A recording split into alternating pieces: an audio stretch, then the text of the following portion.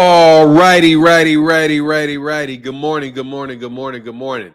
Jaron Boots Ennis, baby. Let's go, Boots. Ray Patterson in the building. What's up, man? All things, what's good? Jose Lopez. Kentrell LeGrew, Denali Smith, what's going on? Jarrell Davis, good morning. GTD all day. J-Dub. Now let's see if Boots stands up, called out everybody. Let's see who puts their toes on that line. I'm going to tell you right now, bro. But dog, Boots wants to fight these guys. Man, there's no way Jaron don't want to fight these guys, man. There's no way, bro. What's up, Kentrell LeGrew, man? What's up, Barbara, the beautiful Barbara D? Good morning. Mr. Miles in the building. What's going on? Valley, hey, I ain't seen you in a minute, Valley. What's happening? Good morning. Good to see you. We getting some of the old crew back. This backwood ain't gonna spark itself up. Hey, dog, I ain't gonna lie, bro. Hey, dog, Kentrell LeGrew. Hey, a girl used a line like that one time on me, bro. I was like, what? She said,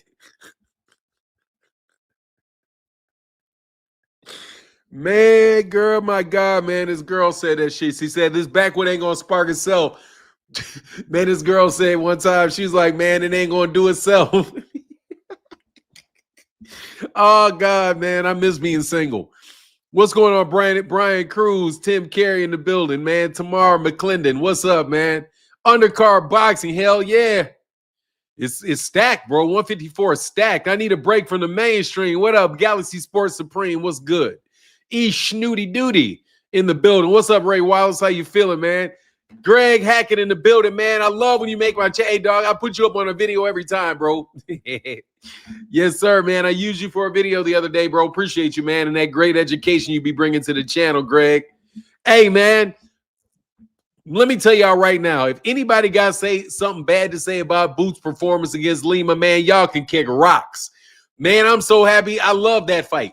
Boots would kill Haney. That's why he ducked. Look, bro, we all know Devin Haney don't want no parts of Jaron and his dog. Okay? Let's get real. Dog, they don't want no parts of this kid, man. They don't want no parts of that kid, bro. That kid is not Shakur. Okay? That's not Shakur. Y'all don't want no parts of Jaron. Let's just get to the ducking. Okay? Get to the duck and let that boy put on a couple more pounds too, because he still looks skinny. He need to get with Snack. Yeah, please don't forget the like button on the way in. Actually, I got to make sure I keep my eye on my phone. Got to keep my eye on my phone this morning because I'm on watch duty. Ninjas tried saying Haney ducked Boots is absolutely positive. Who? That Haney ducked Boots? Niggas trying to say Haney ducked Boots is absolutely preposterous. Oh, you mean that Boots ducked Haney? Yeah, that's ridiculous, bro. Man, Jaron Ennis will beat the piss out of Devin Haney. That's just not even a close fight, bro. Devin can't fuck with that dude. So look, for me. Oh, Control, how do you feel about Fundora being Thurman canceled? Woo! I feel like Keith Thurman. I think Keith Thurman just dodged a bullet. That's what I think, man. I think Keith dodged a bullet. Man, let me tell you something. Boots is my guy. Boots is gonna be the man in one. Boots is gonna be the man. I hate that Eddie Hearn is talking all this shit, and Eddie Hearn is right. Yeah, they canceled it. Well, they didn't cancel it. They postponed it. It was delayed because of a hand injury. I don't know why they canceled the whole card. Probably because they figured, hey, man, let's cancel the whole card. I don't know, because I don't know why they canceled the whole card. Maybe they felt like it'd be better just to move to another date. Yeah, they just postponed it. I can't get into the minds of I can't read their mind. So, who knows, man? Who knows? Maybe it's possible it could have been something other than just a hand injury that made them make that decision.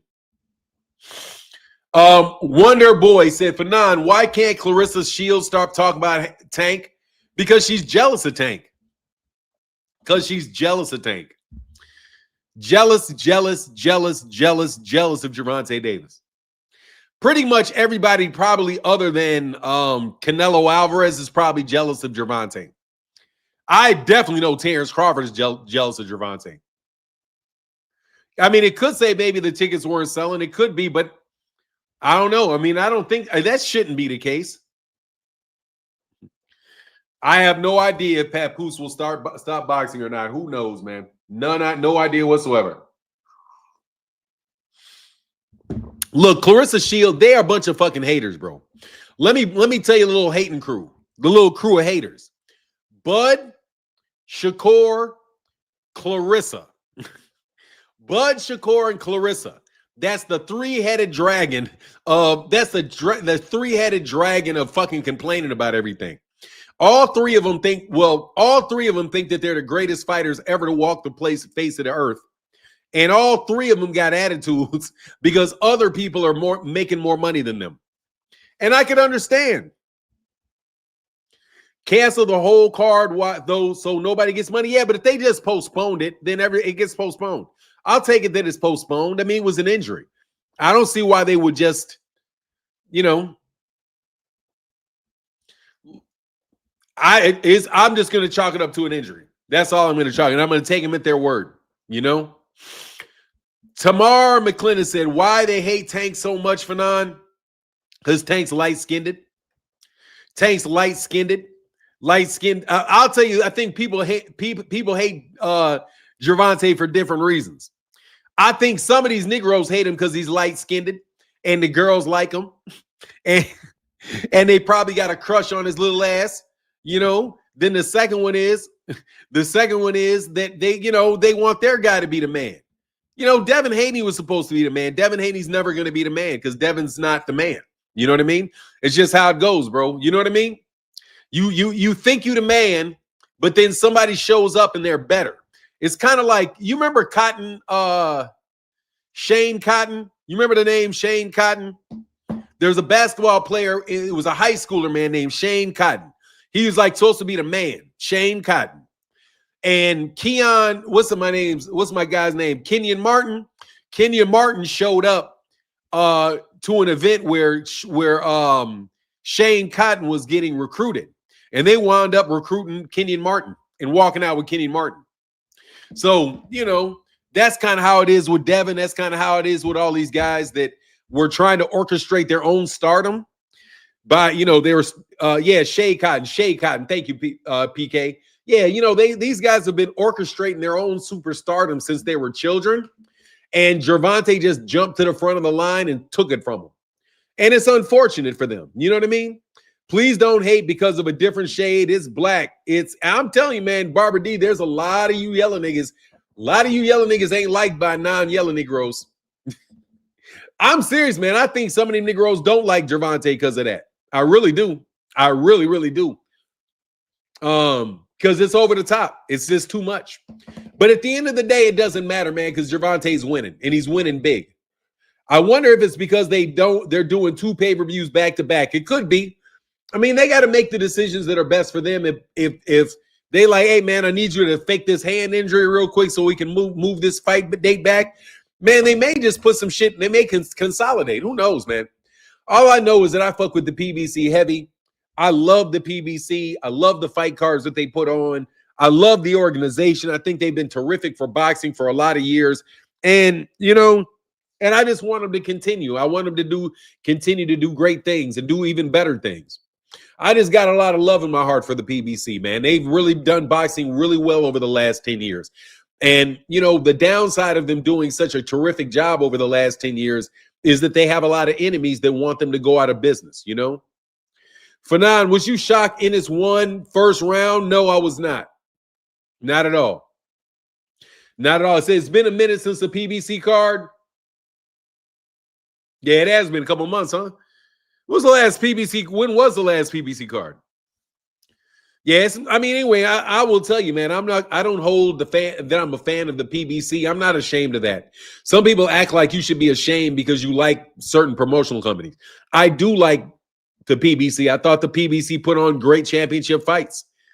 It's very unfortunate that every fight that they put on is framed as them because they're not fighting somebody that's with a different promoter. I think they're just held to a different standard. Phoenix said because Clarissa is part of the Bud Buddies cruise. No, Clarissa Shields is obnoxious on her own.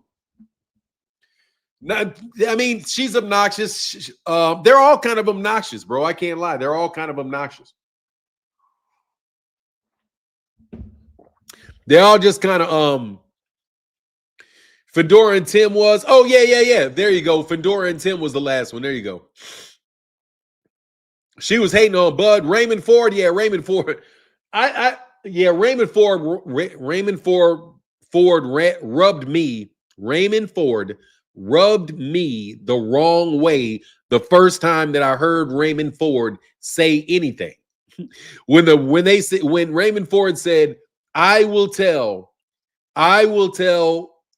the fans what to think about me or some shit like that. I can't remember.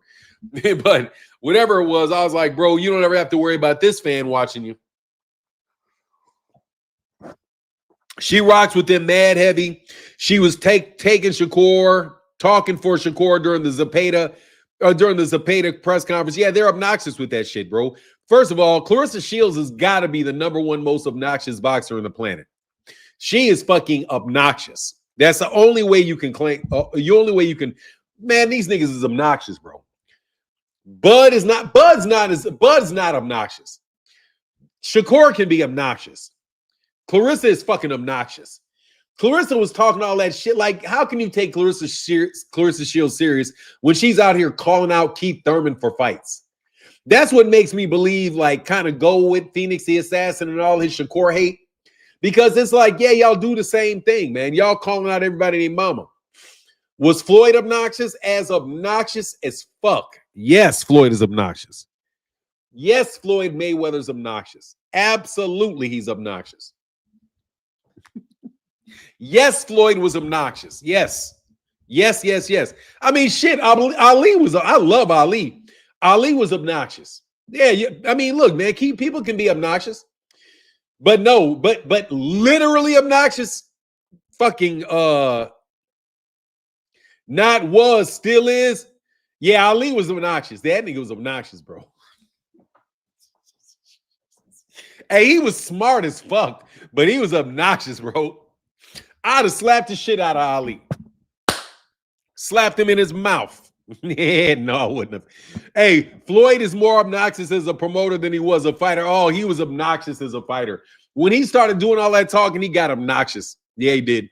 What's up, Ricky Williams? How you feeling this morning, man? Yeah. I mean, usually cats ain't obnoxious if you're a huge fan. I was such a huge fan of Ali that I didn't find him obnoxious, but in retrospect, hell yeah, that nigga's obnoxious. Hell yeah.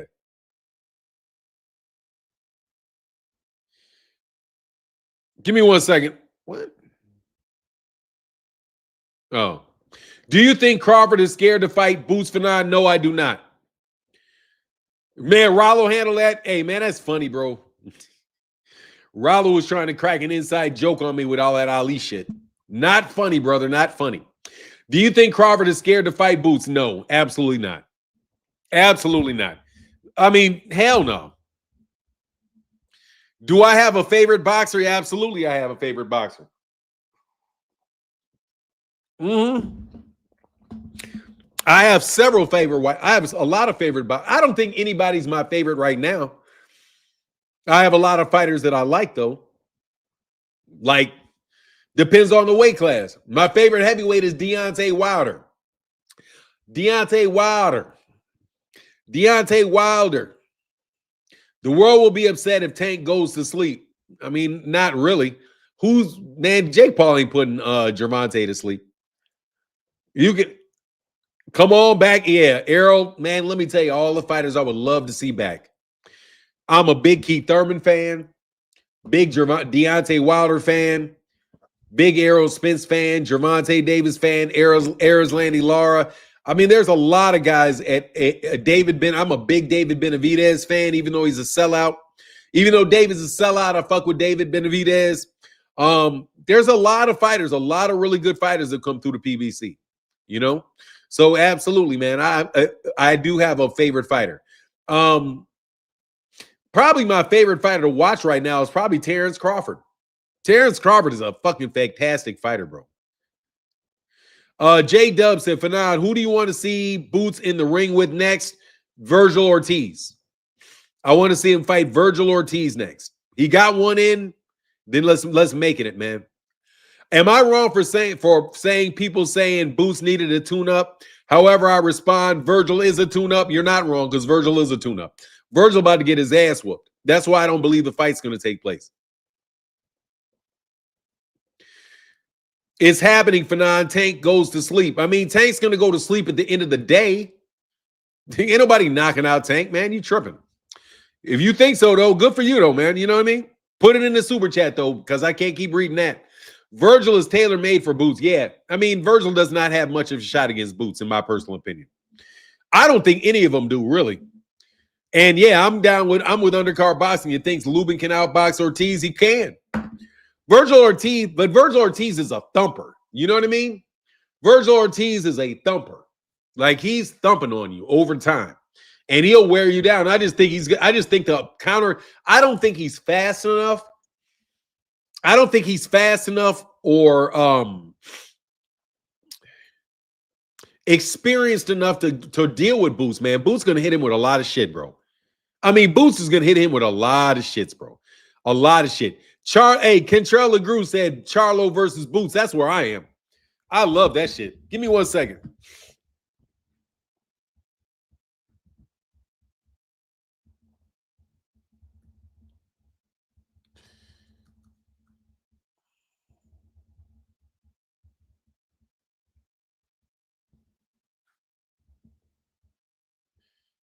Ooh, do.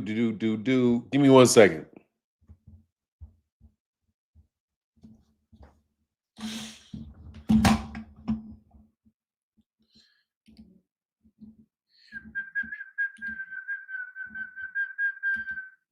I want to get this press conference.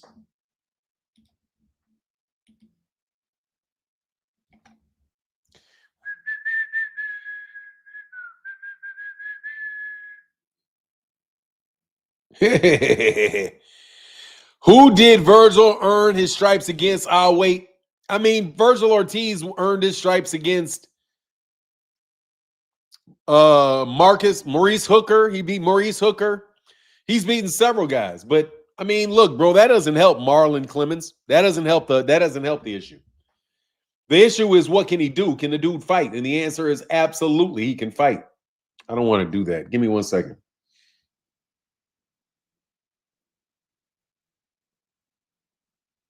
The fuck is this? Boring times. Virgil ducked Stanionis. I mean, no, he didn't duck Stanionis. He just had to get out that weight class.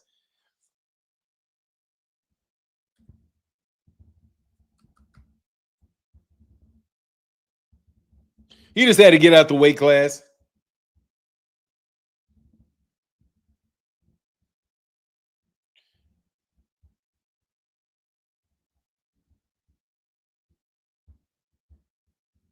Give me 1 second.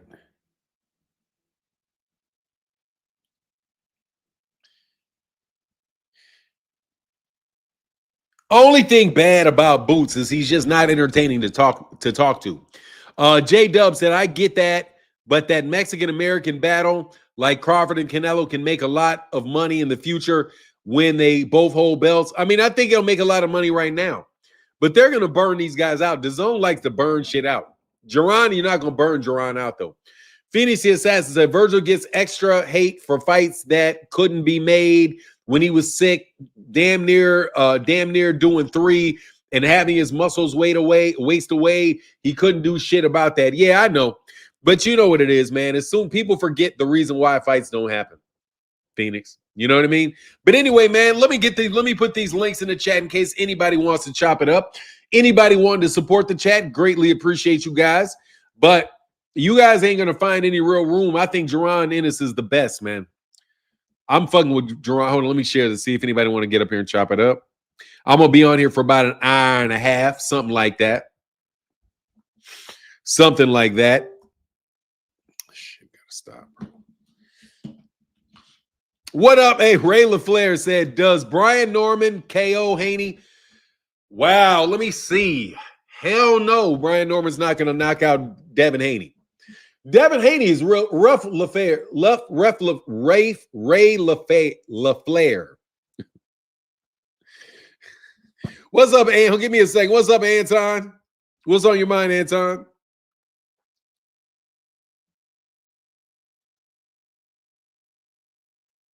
We're going to do, I can't hear you, man. So, can you hear me? No, I had to put my headphones on. Can you hear me? Let me see if it's my volume. Probably my volume. Yeah, I can hear you. What's you. Up, man?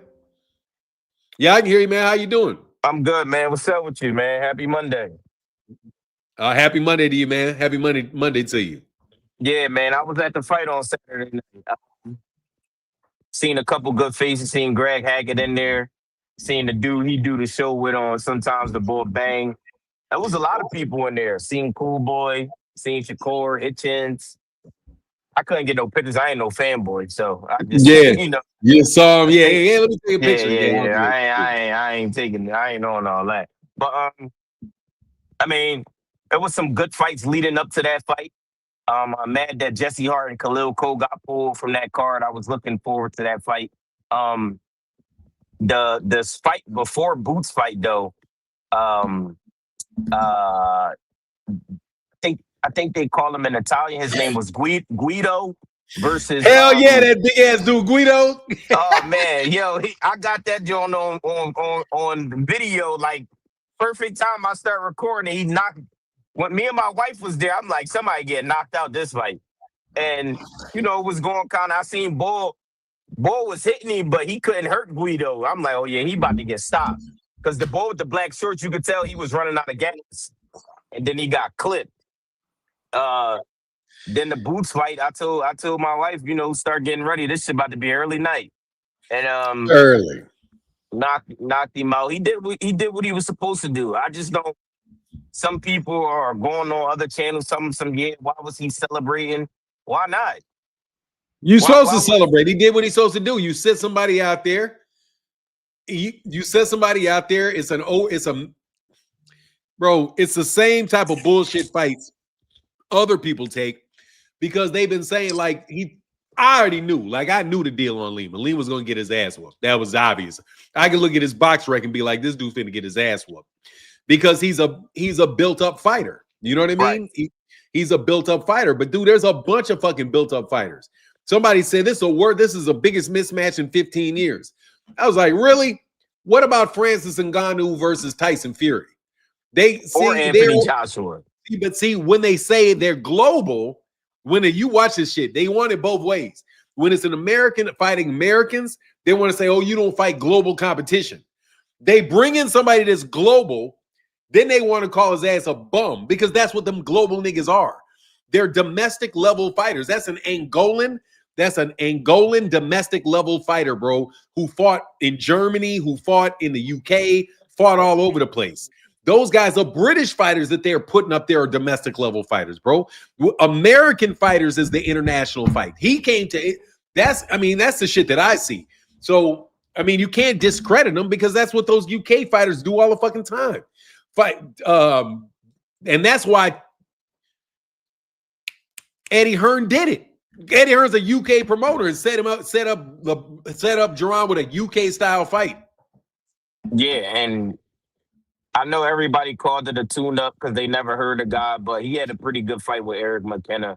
And then you got to still think about it. I think Lima, whatever sanction, he was ranked number 9 or number 10. So, he didn't fight nobody outside of the top 10. I get it if it wasn't a name that people wanted to see, whatever the case may be.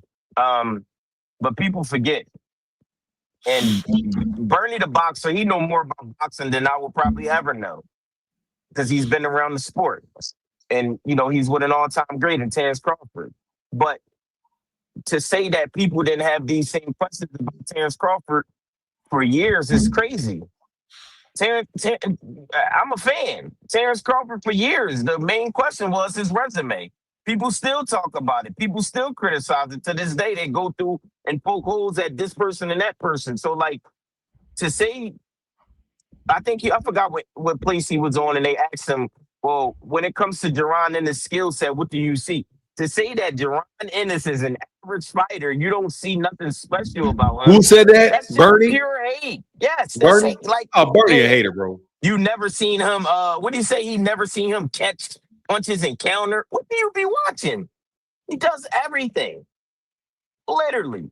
Now, the one criticism that I always had about Boots is, and his dad even said, bro, you sometimes you go in there, you be playing around, like, get this guy out of here, you taking shots you don't need to get hit with. And me and you spoke on this. He rolled a lot of them shots off his bear, but like, bro, when you talking about just skills, you can't tell me that man ain't got no skills, man. Come on, man. An average boxer, I just can't wait for the day when Boots forges his own path and prove these guys wrong. Then I want to see what y'all gonna say. When he do what he said he was gonna do, then it's gonna be another excuse. Watch, because that's the Of same thing course. that they do to Tank. It's gonna be Of course another there is. excuse. You're gonna move the Of- goalposts. They waited too long. I mean, they got the shit all there because the answer is he's not good enough. I'm telling you, because they're not gonna like him because they're not on because he's not on their squad. I ain't trying to hear that shit. He's not on their squad. Because boxing is very, very it's very, very racist. It's Right. the most number For one sure. racist sport that there is, as far as like boxing people into their ethnicities. Fact of the matter is, you probably don't like the dude because he's black. Sorry, and you're never going to like him because he's Right. black. And there's a lot of black fans that don't like black, that pride themselves on being unbiased. And usually, when black people when they try to act like they're not, like, oh, I'm not this some guy that's only paying attention to black fighters. I pay attention to all fighters. Like the type of guy that will tell you, black lives do matter, but all lives matter too. Bro, you guys are usually just a bunch of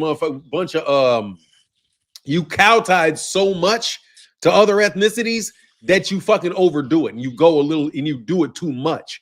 So those are the type of cats that are going to be like, well, I want to make sure that I look unbiased when I talk about Jaron because I don't want anybody to think I'm too pro-black. So I'm not going to defend him. You don't defend them. You act like you don't know what the fuck is going on. Like you don't know that the reason that, just like Terence Crawford, probably a lot of other fighters as well, guys don't want to fight him because it's a loss. And you want to blame Jaron for the fact that all of these fights don't happen, when the fact of the matter is 147 was clogged up for years because of Errol and Terence, and neither Jaron nor Virgil Ortiz had any shots at any championships. The fact of the matter is 154 is still packed Relatively up. clogged up. Yep. Yeah, it's clogged up. Neither one of those dudes got belts, and it's going to take them a couple fights to get the belts. What's up, King of Hayden? Lima never fought in the States. Nobody boots needs a real challenge. He's not nobody. He's a fucking fighter that got his ass whooped. You didn't know who he was yesterday. You won't remember his name tomorrow, like most fighters. Get the fuck up out of here. If I ask he's you, a guy. Go ahead. I'm sorry. what did he say? No, I was about to say, and he's a guy that can do what you can't do. I hate when people call people nobodies. You get in that ring. Show me what you could do in that ring. Yeah. So what's up? What's up, King of Hayden? You know what it is. But see that Boost performance. I think there are some fighters who could benefit from looking at that and saying, like, hey, when someone's not on your level, this is what you're supposed to come in and do to them. Yep. That's the only thing I could say about that. Cause like we everybody pretty much knew what was going to happen to Lima. Like to the point where if for some reason he got lucky with some random punch, it was going to be like, okay, where the hell did that come from?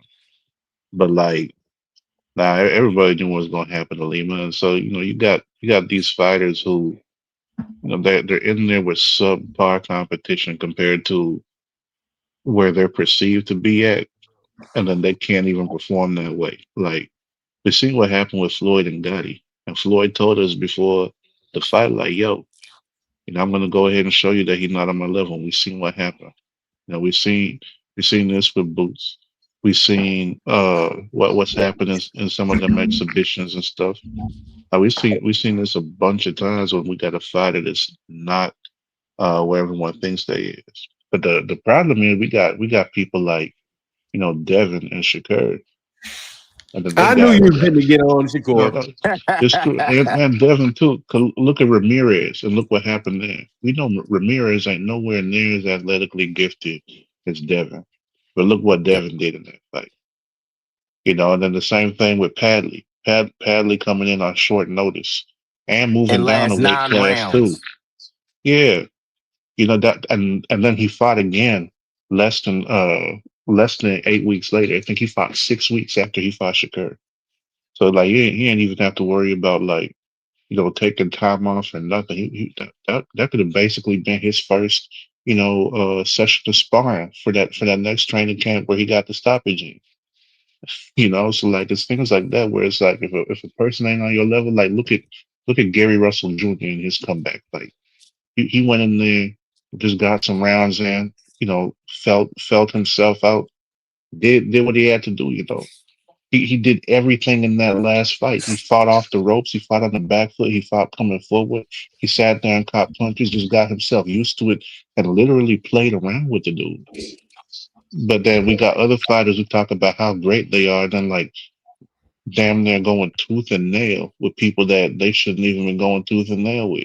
So You it's talking really about just Shakur. like So who did Shakur go tooth and nail with that he shouldn't have went tooth and nail with?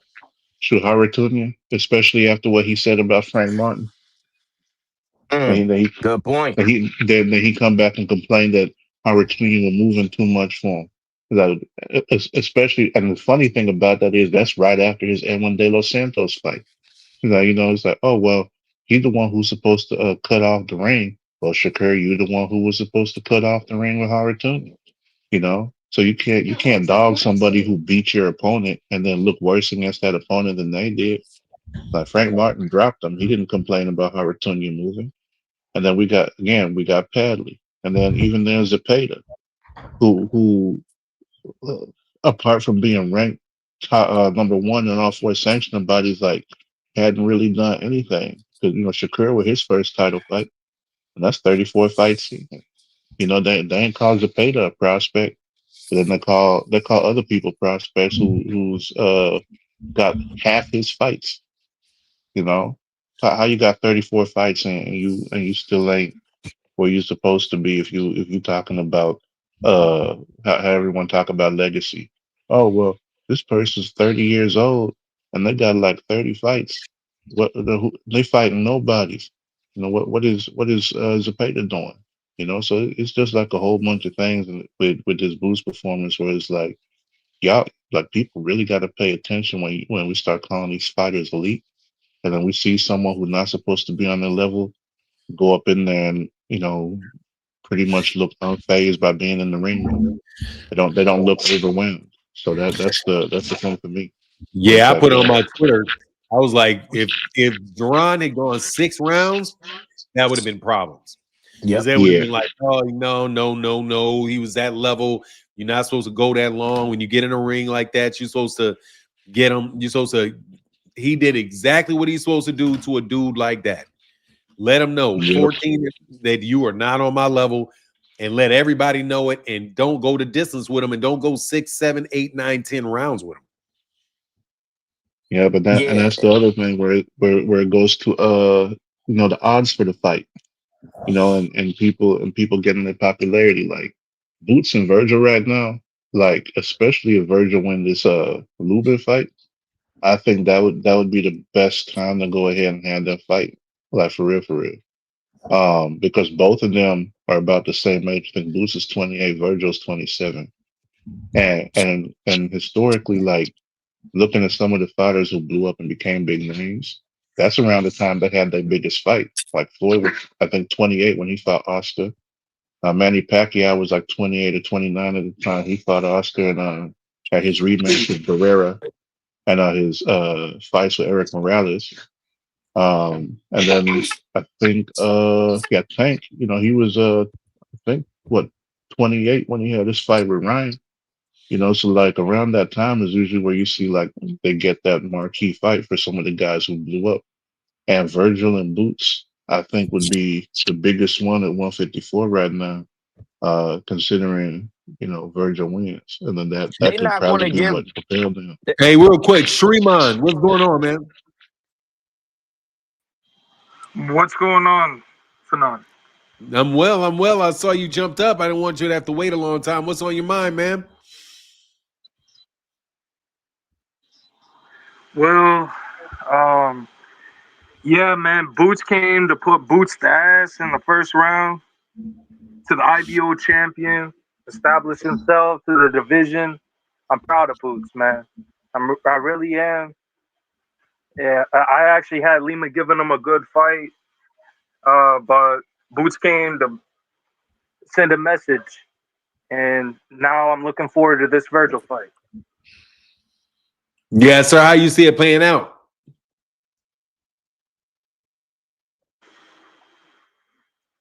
You there? My heart tells me Boots Ennis knocks out Virgil Ortiz. Makes sense, man. Makes sense.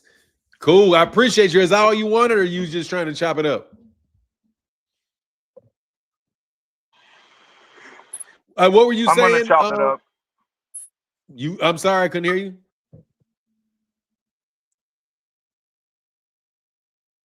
What were you saying, Anton? No, I was saying I don't think they're gonna give Boots credit for Virgil if he beat him.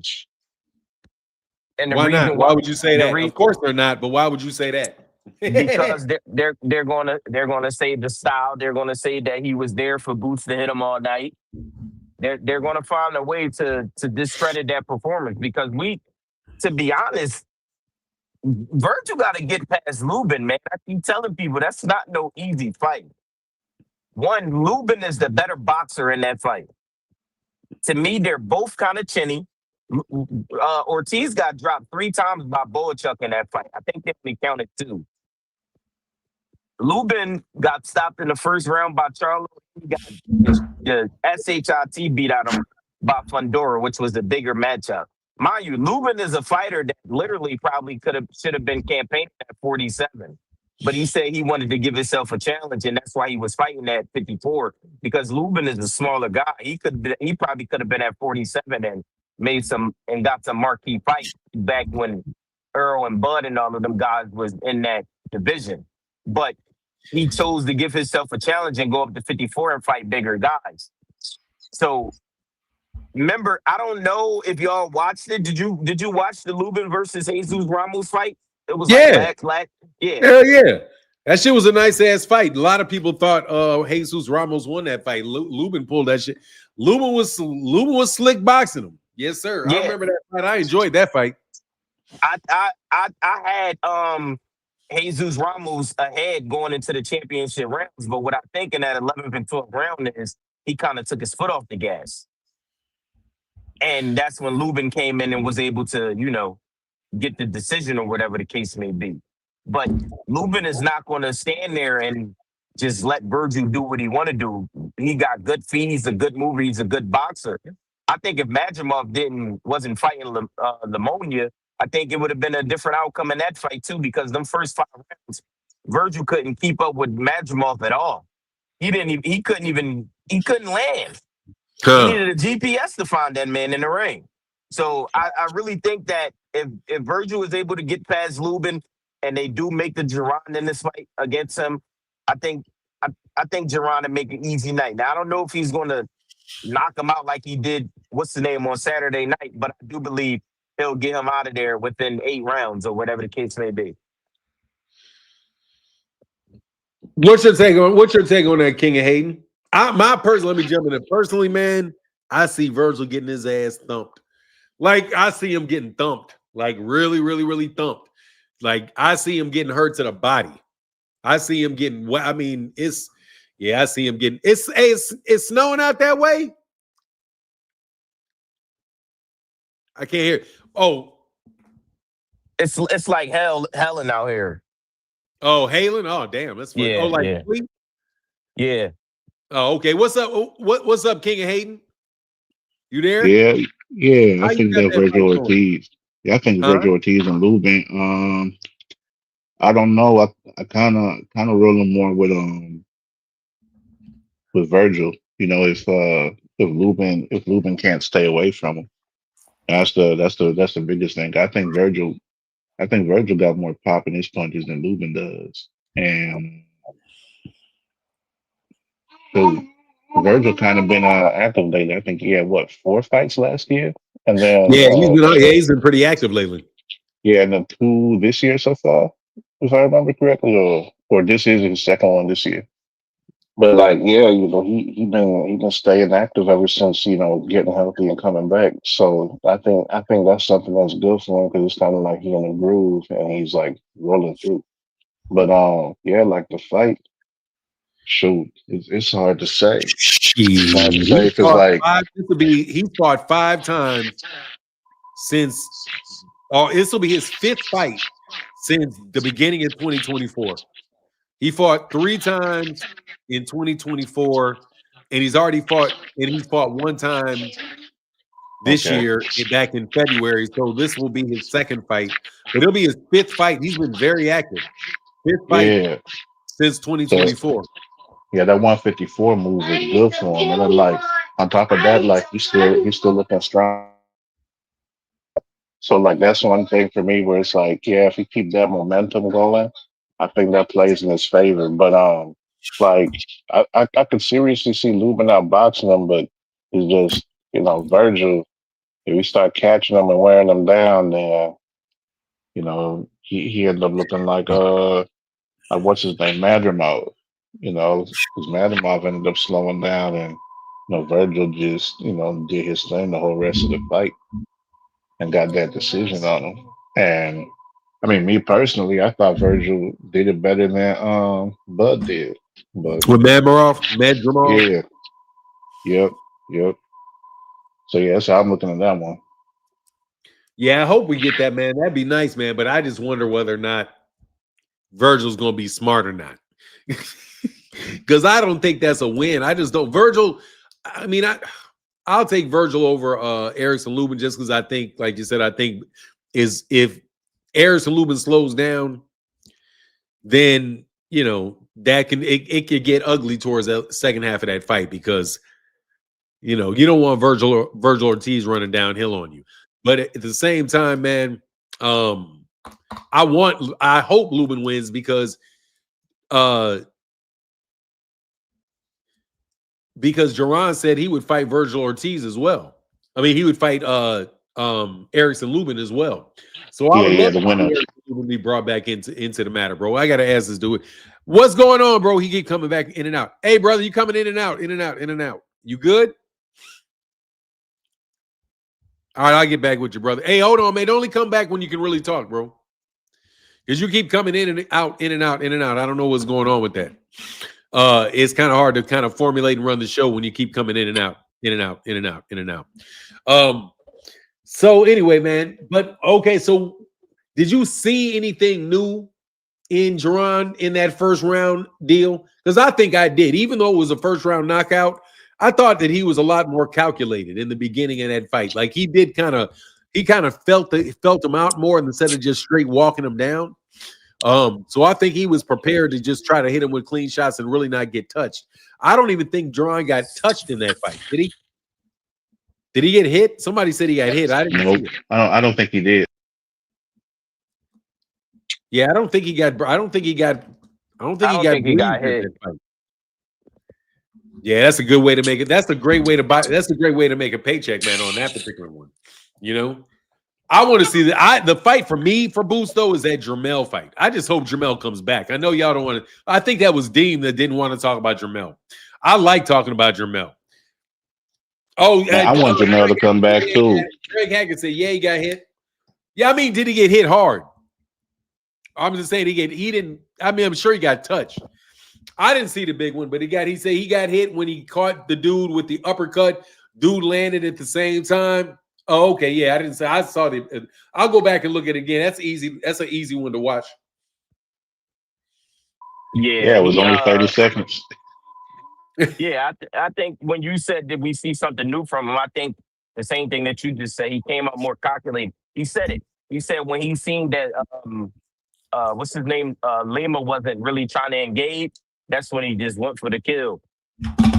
So you could tell right there he was trying to really figure him out. And then once he seen that he was like kind of on the back foot and wasn't really trying to engage or come forward, he just got him out of there. But I mean, if we gonna take Eddie Hearn for his word, True it is. But Eddie basically said Boots already signed his part of the contract to the Virgil fight. I don't know if Greg can speak to that, but if I'm not mistaken, that's what Eddie said after the fight. Oh, he said it before the fight too. One day at the interview, and like he said it twice on the thing. So yeah, well, I guess it was a clip from earlier, but yeah, Eddie said that they had signed it 2 times, like during the fight. So Man, that's that's the one shit I don't like about Boots, man. I ain't gonna lie, bro. I don't like Not really a Eddie talker. Hearn. Eddie Hearn. Oh yeah, me neither. Eddie fucking Hearn, bro. That's just that shit is annoying. I'm trying to look to see what he hit him with. What was the uppercut? Was the first knockdown? Oh no, it was the counter straight that he caught him with one of them. Let me see. I'm just looking at it. I can't. I'm not gonna play. Just switch stance with Orthodox on his ass real fast. All right, little jab. Shook to. Oh yeah. He hit. No, he didn't get hit with that fucking uppercut. He didn't get hit off that uppercut. Greg. Did you see how smooth he switched to Orthodox? Yeah, sweet as shit. Yeah, he didn't. He switched like 2 or 3 times, like within the first 45 seconds. Nah, he didn't get caught with that. That uppercut that first wobbled him, he didn't get hit with that shit. No, he didn't get hit with that. He did not get hit with that. If you're talking about something else, but no, he was out of the way. It looked like he could have got hit with that because his head was right behind the camera. The camera was right behind his head, but he was way out of the way of that. So anyway, I'll go look at something else. I'm sure he did get touched though. But that uppercut was nasty. Coming out. What's up, Greg? What up, Greg? How you feeling, brother? Chilling. What's the deal? Man, you know what it is. Just out there on the boxing grind. What's your take on the fight, man? Your boy looking fantastic. I mean, it really wasn't too much of a fight, but you know, I thought Lima was going do a little bit more. You know what I mean? But that can happen to anybody. Get caught with a shot, get hurt, and then get stopped like that. I thought he was gonna put more on it though. Like he was gonna come in there a little bit faster, pressing a little harder. You know what I mean? But he was like overthinking shit, and then next thing you know, he got caught. That shit was over. You know what I mean? Yes, sir. Yeah, but I'll take that shit. That's what I'm saying. You know what I mean? No, for sure. I'll take it because if he would have went 2 rounds with that guy, he would have been hearing all kind of shit. Yeah. You know what I mean? So everybody, he got him to fuck up out of there. That's what he's supposed to do. Because that way you got he was a bum. He went 8 rounds. He got touched 4 times and all that bullshit. Right. Now he just hit his ass with an uppercut. Boom. You said he was a bum, treated him like a bum, got him out of there. You know? Yeah, for sure. No. Were you at? Yeah, I heard you was at the fight, right? Yeah, I was there. You see any fights that you particularly like Guido? Yeah, Guido looked good. I like Guido. I think he's dangerous for anybody. You know what I mean? He looked like he was in better shape too. Like that was like, because I think I seen Guido fight about 4 times. That was like the best I seen him in shape. Yeah, that's what's up, man. He is Italian too, because I think he was speaking with an accent. I've never seen him. I never saw him fight before, man. Yeah, he's from Rome. He from Rome. He was his last fight. He lost one fight. I think he lost to Brandon Moore, if I'm not mistaken. Yeah. The fight before that. Yes, sir. Hey, man, it was funny, man. After Brian Norman was on the show, he yesterday saying nobody could talk. He didn't want to talk about Boots no more. He was on Mill City and gave a reaction to the knockout, man. I thought that shit was funny, man. Well, how you see Greg? How you see the Virgil? Who do you want to see Boots with next? And if it's Virgil, how you see? I think you said Virgil yesterday. How you see that Virgil fight going, man? That's what I was hearing. That it might be Virgil. I think Virgil is great. Is a great opponent for Boots, but I don't think he's what everybody think he is. Like Virgil, a big tough kid. But the same way I feel about Norman, like it's some shit that he haven't seen yet. And it's not like you're gonna see everything in your career, but I'm just saying it's some shit like you gotta come across before you start really saying you the one. And I think Virgil biting off more than he could chew right now if they fight right now. But that is a good fight for Boots. It's a good fight for him. It's a good fight for Virgil too, because if Virgil do make something happen, you know what I mean, he gonna be the guy. He gonna be one of the guys. But I don't think, for real, I don't think Virgil ready, to be honest. I'll be shocked, bro. Honestly, if they make that fight, bro, I think he's gonna get thumped up. I think they can talk a good game, and Yeah, Eddie Hearn gonna want the fight. Like clearly, Eddie's gonna want the fight. But I yeah. think that man, like without even getting Virgil to a championship first yet, hey, I'll love it if they do it. I'll love it if they do it. But you know, something about the Oscar De La Hoya knowing a little bit more about the sport than maybe Turkey Al-Sheikh does may prevent that dude from trying to pull the trigger on that, man. I want to see, what do you think? What do y'all think about what's the other guy, IBF guy's name? Murtazaliev? Or what's the toughest fight, Fundora or Jamel? What is the toughest fight for Jaron at 154? What's up, Sire the Ruler? How you feeling, brother? I I think would have said what's his name Jamel is if he was still active. right. But I think at 54, Fundora, man, is a tougher fight. The toughest for anybody, just because of that puzzle, that height, that reach. But just far as like durability wise, I would say it would have probably been Charlo if he was active. And I think Virgil can take a lot of punishment as well.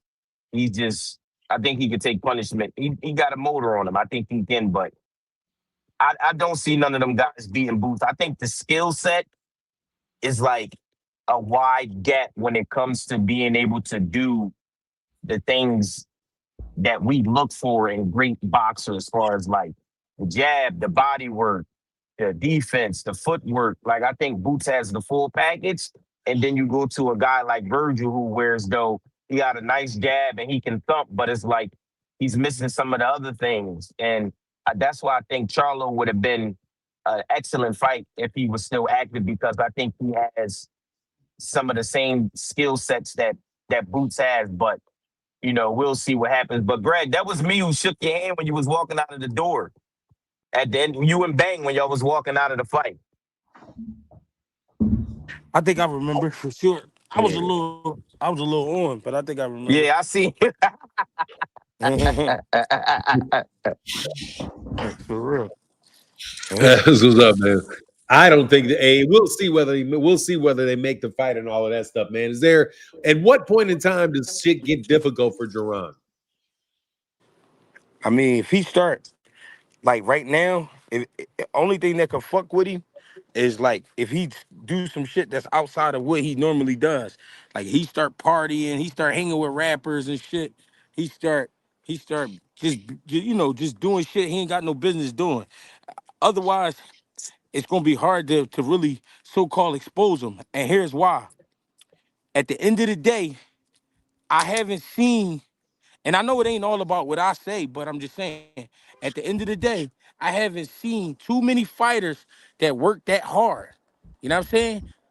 It's gonna be hard to beat him, because not just with the skill set, the work ethic. You know what I'm saying? He'll fight you. He'll fight you and fight you and fight you. And sometimes with a normal fighter or a regular guy, they always want to step back and take a breather and be like, damn, all right, let me get myself together. He gonna keep pushing.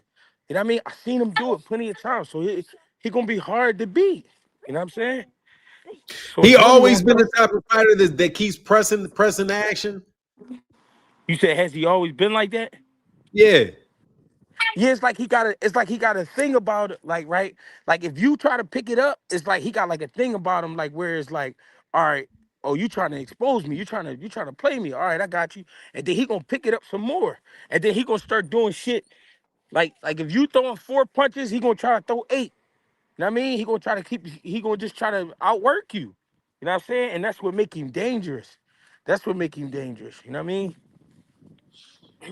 Damn, that's wild. I wouldn't have thought, because that shit is a different style, man. That's an interesting shit right there. If he's picking up the pace when you pick up the pace, but he stays with that steady pace from the Yeah, beginning, he's putting a lot of punches out there, man, which could yeah. ultimately, leave him open for more shots, man. You think he's gonna, like, as time goes on, be more calculating, more patient? Because I liked how he was. I mean, I know it wasn't a lot in that fight, But I do think he set them openings up by going to that jab to the body, going up and down to that body. So I mean, I think eventually, man, he's just to see something that's just a systematic breakdown from him it would be nice. You know what I mean? Yeah. I mean, with the age and the weight classes going up and all that, yeah, of course he's gonna have to start slowing it down and just breaking guys down. But the truth is, like, it's gonna be hard. It's just gonna be hard to beat them because guys don't want to work. These guys, see, one thing they do about in boxing, they fraud with these cameras. And the reason I say they fraud is because when you watch the preparation videos, all you see is a guy working hard. But you don't see the times he be bullshitting. You don't see the times he be hanging out doing stupid shit. You don't see the Yeah. times he be complaining and shit like that. You don't see all those times. You know what I'm saying?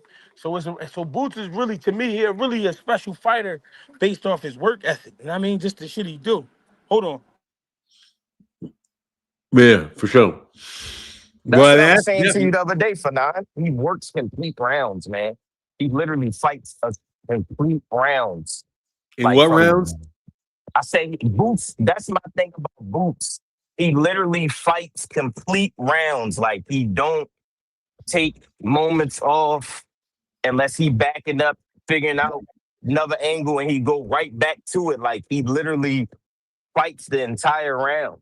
And for somebody like that, I think it's going to be hard to beat him because, like Greg said, it's guys where as though they get into an exchange and they get off a couple shots and that other fighter get off a couple shots, and now you want to kind of back up and take a break, and he's not letting you take a break. He's on you. Remember, Earl used to do the same thing.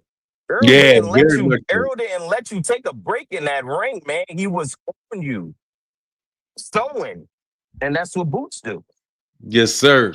I think if there's one style that could beat Boots, it would have to be somebody like Karen with punching power. And that would be the one way that you could beat Boots. You have to be able to move. You have to be able to hit him hard. But like, I don't think he really fought no one who could hurt him. And that could be like something that's different whenever it comes to how he react and how he behave in the ring. Like if he knows there's a real threat. I mean, like we seen with Stanionis, like when he tried to do his slow mo stuff that he be doing, and Stanionis would smack him in the face each time he did it.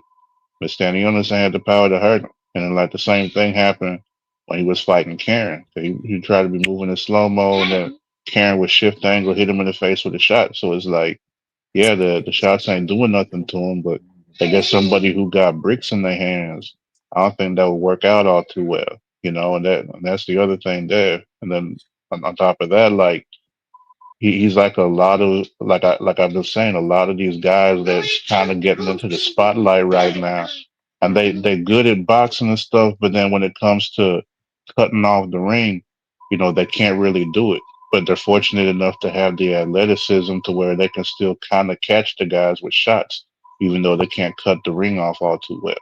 So that's one of the things for me. Like when I'm looking at Boots, it's like, yeah, he does a lot of things well, but when it comes to that, like hey, he's gonna have to tighten up, his defense and head movement if you go up against somebody who could really crack. So that's just one thing that came to mind with him. Yes, sir. What's up, Dean? What up, gang? What's up, fellas? What's the deal? Dean, what's up? What's going What's Dean. on? going on? Hey, yo, Greg, I was trying to get with you, man. I was in the building, but I was upstairs in the suites, man. I knew you was coaching, so I said I'll catch Greg the next time. Yeah, you Can already y'all know. hear I me? was moving around. Yeah. I already know, Greg. Yo, Greg, congratulations on that win with Naeem, man. Congratulations, bro. Uh, I would say this. What I saw was, I think 154, 160, everybody in trouble. I saw somebody that was focused. Boots actually did what I thought he would do. Go in there, no all focus, not playing, no BS, straight to the point. No showboating, none of that. None of the stuff that people critique him about. He went in there and demolished the board. And my problem is everybody be talking about how trash Lima was, but then I look at the rankings and that ain't quite what it says. So it's like, But we giving guys credit for knocking out Jensen Saki, who not even ranked. You know what I mean? But when it comes to Jaron Ennis, it's a whole different story. So I'm just looking forward to everybody staying where they at on that side and just standing on what they said, that the man was scared and all this, that, and the third. That's all I ask. Because they ain't going to be able to duck him. They could try their best, but then Jaron put them in a great situation where it's going to look like they ducking them if they do. So I'm just looking forward to the next fight. Shout out to Jaron, and I hope Virgil Ortiz actually take the fight and don't be doing no bullshit. For real, for real. That's what I hope. But y'all go ahead. Hey man, I didn't know you look so much like Floyd Mayweather, bro. At angle, bro, you look like Floyd, man. Who you talking about, me, Fanon? Yeah. You nigga said Floyd. Like, Call me Floyd Money. Mayweather here, man. Hey, Fanon, call me Money Dean then, huh? Call me Money Dean. Work. Hey man, so you saw your boy Greg Hackett gave his feedback on the Boots fight on Mill City right after he said he wasn't gonna talk about it no more. Hey, Fanon, did you see that? And he been on there the last 2 days. He's a fibber, Fanon. He a damn fibber. He went right back. He said, see, I don't talk about them. They ask me questions about them, and I just answer the questions. See, they go and chop it up and all that, and then I ain't gonna talk about Boots. And what'd he do? What'd I tell y'all he was gonna do? 20 minutes later, Greg asked me where he was at. See, Boots, he need to cut his beard because it's really an advantage, and you're supposed to cut it when you get in there, man. Senior, stop, man. Hey man, that shit is funny as hell, man. Anyway, Yeah, yo, Greg, he said that on he said that Boots should cut his beard because he felt like he get an advantage because I said good luck getting Philly dudes to cut our beards. Yeah, okay. Man, they made us have our fighters do that in the amateurs, man. We went up, but I think it was just this ref that had it out for us because he ain't liked us for like 5 years. He's like, oh yeah, this dude needs to go ahead and shave his beard. Like he had peach fuzz. Can't even have a full beard. I don't know if it's an amateur thing or what, but yeah, like that beard stuff is funny though. Because it's not going to help if somebody can really crack. Man, I can't imagine this little bit of hair blocking some shit, that really hit you, man. But man, it's crazy. Anyway, man. So yeah, dog. So you guys, what do you want to have happen next with Jaron, Dean? Like, because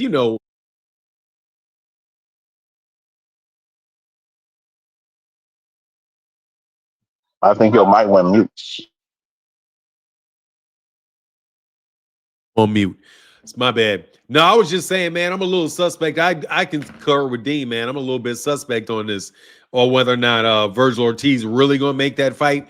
And if he actually gets past Erickson Lubin. Greg, what you think Erickson Lubin's chance is against Virgil? You there, Greg? Yeah, my bad. What you say? My bad. Now I was just wondering what you guys thought the chances for Erickson Lubin against Virgil Ortiz are. Because my guy who said that, man. I think you might have said that, right, Anton? Then you say that he got to get that shit that Virgil Ortiz got to get past Erickson Lubin first. Absolutely.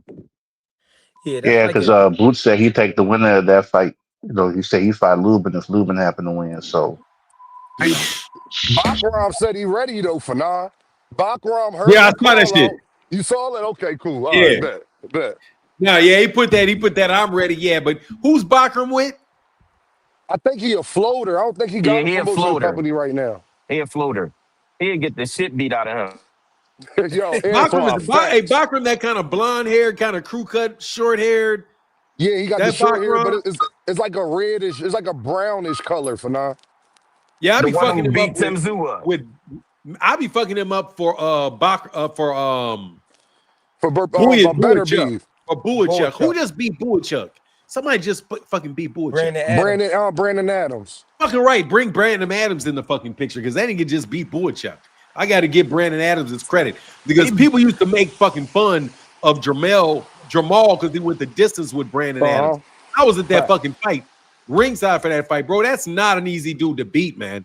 Brandon Adams is fucking funny as fuck with the way he fights, man. He Nah, beat Brandon Adams a Chuck tough fighter. twice. He beat Twice, Chuck huh? twice. Yeah, man, you can't Twice. so shit. You got to put Brandon Adams. I know Brandon Adams ain't gonna be somebody want to pay. You're gonna pay a ton of money to see him fight, but shit, I like Brandon Adams. What's up? What's up, Thomas Hill? Yeah, what's good with you, Fanon? What's good with everybody out here, My especially guy, my Philly Thomas. guys What's that's up? outside. Every single ninja in Philly is outside right now. I see My that guy, right Hey, now. y'all Thomas. can What's handle up, this for about nigga? 10 minutes. Can I go check? Can I go check on my dad real quick? Y'all good? Yeah, for of Yes, 10 course, minutes? sir. Oh, Fanon. for We got sure, you, for bro. sure. All right, cool. Hey, y'all, support the chat. Hit the like button if you can hit the like button. Leave a comment. Super chats, cash app. If you don't mind, just interact with the chat. It'd be a lot of. I'd appreciate it. I'll be back in by 10 if y'all don't mind. All right, say no No more, doubt. Fanon. Hey, yo, Greg, how did Bang Yeah. enjoy Philly? Bang, cool. I wanted to link up. That's who I really wanted to meet, Greg. I done met your ass already. I wanted to holler at my man Bang, man. How Bang The doing, man? this was like Bane's second time, so he feel acclimated already. He fuck Oh, with it. yeah, he home. Yeah, Where he he Yeah. from? home. Bane from Houston. Houston. Okay. Yeah. So he feel good though. That shit was cool though. Everybody was showing love and shit. You know how it go. Philly showed Nah, out, man. That was a beautiful scene in there, man. For nah, sure. facts. Facts. I Well, was I in the mean, suite, so we was up there having a good old time. My man from YouTube, he hit me in the phone. I was like, bro, come upstairs, man. Slitting the tickets, Greg. You know how we do. Slitting the tickets. Yeah, use this. The babe with the gray hair, she gonna let you upstairs. And we had a great time, though. Y'all ain't even gonna lie, man. I had an amazing time. I ain't gonna lie. Correct. Everybody nah, was the whole car was Philly, damn near Philly and Jersey. So Facts. the like I was saying on your show, man, the thing that he showed out for Philly and he put Philly on the map, man, and gave everybody damn near in his gym a meal ticket that day. So you got to respect that part about everything. On What top was of the that, man, huh? What was the guy with the green shorts and the braids? that's That's He fought. Smalls. Tamir Smalls. Oh, that's Small. too Tamir much small, Smalls. yeah. Yeah. Man, he could have got Bull out of there, man. Yeah, Yeah. but that's a big motherfucker too. And he No, tall. Bull was big. Yeah, he was. He know how to Man, box dude too. was looking up coordinated. He was jumping into his shots and everything, feet leaving the ground and stuff like that. Man, I don't know. He won, but like, man, I want to see him like if he jump into a shot against the wrong one. Doing all that. Like you gotta kind of settle down a little bit. That's Yeah. another thing. That footwork. That footwork. Like, man, I don't know what it is with all these new boxers coming up. Like, you could tell where he had hurt dude the first time. He was trying to catch him and couldn't because like the dude just kept moving on him. And so like I was saying earlier, man, like this whole footwork game is like a lot of these new up and comers is missing that. King of Hate, where you at? On Mars? You in the UFO, King of Hate? Oh, You know the how it noise in is. the background. I get to hating. I get to hating too much, and they try to cut me out. That's what happens. Yeah, Now but when let he heard him that first time, dude was smart though because as a veteran, after you get hurt, dude did the perfect thing. He start clinching, but when he's oh yeah. unclinched, Smalls was just like swinging for the. He was trying to catch him, but he wasn't really calculating. He was like leaving his feet. I might just settle down and tighten them shots up, but he still put on a good performance. Go ahead, Tom. It's my fault.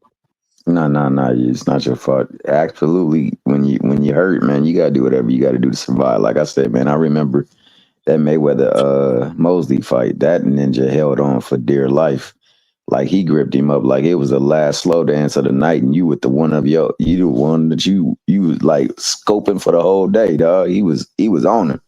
But you gotta use those as teachable moments, man, because there will be another time when somebody's gonna try to do that, and you're just gonna be able to do it a little bit more effectively to handle it.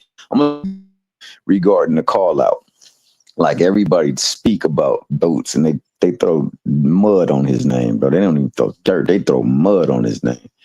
But OJ Thomas. yeah, bro, it's unsavory. And for no reason at all. Like, honestly, there's no reason why you would hate this man. This man has done nothing to make you hate him. So Well, it's Tom, because of someone else that you would hate him. That being the case, my bad, Dean, go ahead. No, I was gonna say, Thomas, they claim they hate Boots so much, but when we was in the Xfinity Center, I ain't see none of them haters. They wasn't there, Antoine. They wasn't there. They didn't express that hate that night. That's probably good for them to not do that. But my thing is, y'all, I don't see how you see somebody as talented as Jaron, who take care of his body. He a good example. Thomas, he was giving workouts for the kids a week before his fight. Yeah, I saw it. I saw it with Crush. I'm talking about in the hood, Thomas. I'm talking about Crush the Legend was the there. trenches. He had showed it, man. Yeah, that was like I say, man. Dude don't give you no reason to hate him at all. You hate him because you rock with somebody else, and we these new ninjas. Like when I grew up, man, I was a Terry Hearns fans. I did not hate on Sugar Ray Leonard, Roberto Duran, Marvin High. I didn't hate on none. They was good too, and I rocked with them as well too. I just liked Hearns more. That being the case, whenever they got in the ring, I respected them and I rooted for them. I root for all my boxers, especially my American boxers, and especially my Black American boxers. That being said, he put the whole when they say he don't call nobody out, he don't ask for nobody, he asked for the whole damn 54. And he did it in such a way that you gonna react. He called one person a cub. He called a Russian dude. And you know how Marlo Stanfield said, my name is my name. He called that nigga by another name purposely because he know Russians don't like that. Yeah, they don't like that. So he hit them with a Baccarat or a Baltazar. He said, I want Baccarat or Baltazar or whatever. You know his name, Baccarat. So, he's doing things to try to get the fights because you know what? He gonna want them to push for the fights so that they can put pressure on their people to make the fights. Now, hopefully they'll make the fight. I don't think we get the Virgil fight because I just don't think Oscar has sacrificed two of his biggest stars in big fights when they weren't ready. And I think he's not willing to do that to Virgil. I think he wants Virgil to season a little bit more before he puts him in that fight. So I don't think get that fight. Let me say this to you, though. Virgil in a tough spot where it's like the clock's running out. Sebastian Fundora not getting any worse. Jaron Ennis not getting any worse. Baccarat hungry as ever. So you can keep trying to play chess with Virgil Ortiz. It's not going to work because he's going to still have to go up against Jermell. He still got dogs that he cannot avoid. He can't avoid it, y'all. Hey, y'all, it's like when you go on that ride, the big water ride, and you don't want to take the jump, but you got 100 people behind you. You gotta go at one point. You gotta go down. You gotta go down the rope. You got to. Virgil is in a shit or get off the pot type of situation right now. That's my opinion, y'all. Man, that's funny as shit because he damn sure got Xander Zayas calling him a 28-year-old prospect. It's time for Virgil. It is definitely time for Virgil to get a championship shot. That's why I'm like, are you really going to feed him to Jaron before you get him a real shot to be a champion? Hey, Shoney D said, I don't think that's right, Shoney D. Shoney D said, Greg Hackett said that Boots was going to get knocked down, and then get up to whoop Lima. You said that? Yeah, Greg said that. Yeah, you said that? Yeah. You said you thought he was going to get knocked down? Yeah, I said that. Wow. But I don't remember that. But whoa, you really thought that was wrong? But I told everybody why I said that. Hey, why you say that? Because people was talking down on the fight, and I thought it was gonna be a good fight. So I'm like, damn. I mean, throw some sprinkles on it. You feel me? Oh, that's fair enough. Real people know what you meant, man. Real people know what you meant, Greg. Oh, that's cool. You spread some yeah, ice cream good. You nicer than me. Just put some sprinkles you on nicer than me. I ain't putting sprinkles on nothing. I ain't gonna lie, dog. I'm trying to sprinkle on this Tank Jake shit. I can't do it. I'm trying my ass off to take on this shit. Man, Fahim Sator, that nigga Fahim ain't talked to me since I was like, fuck it, I'll go with this fight, man. Fahim ain't been back in 2 weeks off that shit. Man. 8 for 9. Can I say this though? I'm not into disrespecting guys I don't know though. So I didn't want to say it was gonna be an easy fight because I don't know the guy. You know what I mean? That's fair. We just saw that shit with Tellez. Everybody was talking about how Tellez was gonna beat that guy because we didn't know him. And next thing you know, now we talking about Abbas Baru. You know what I mean? Because he went in there and did his fucking thing. You know what I'm saying? So it's like I don't want to disrespect this guy. I don't know this guy. At the same Yeah. time, I want people to understand this shit ain't easy, no matter how you look at it. You know what I mean? Even though Boots went Oh, in there and wiped him up. You know what I mean? It's not Hey easy. man, So the I truth of don't the know. matter is, every once in a while, they need to whoop somebody's ass, just full out whoop somebody's ass every once in a while. No, You know what I yeah, mean? but and Like then every every once in a while, like it shit just happens every once in a while. You want to see good ass whooping. It was good, no stress. Everybody had fun, ate good food and all that shit. Had good time with their family. You know, but now it's just like let's move on. I want to see this dude get this shot. I want to see that Jermel fight. I really do, man. yeah.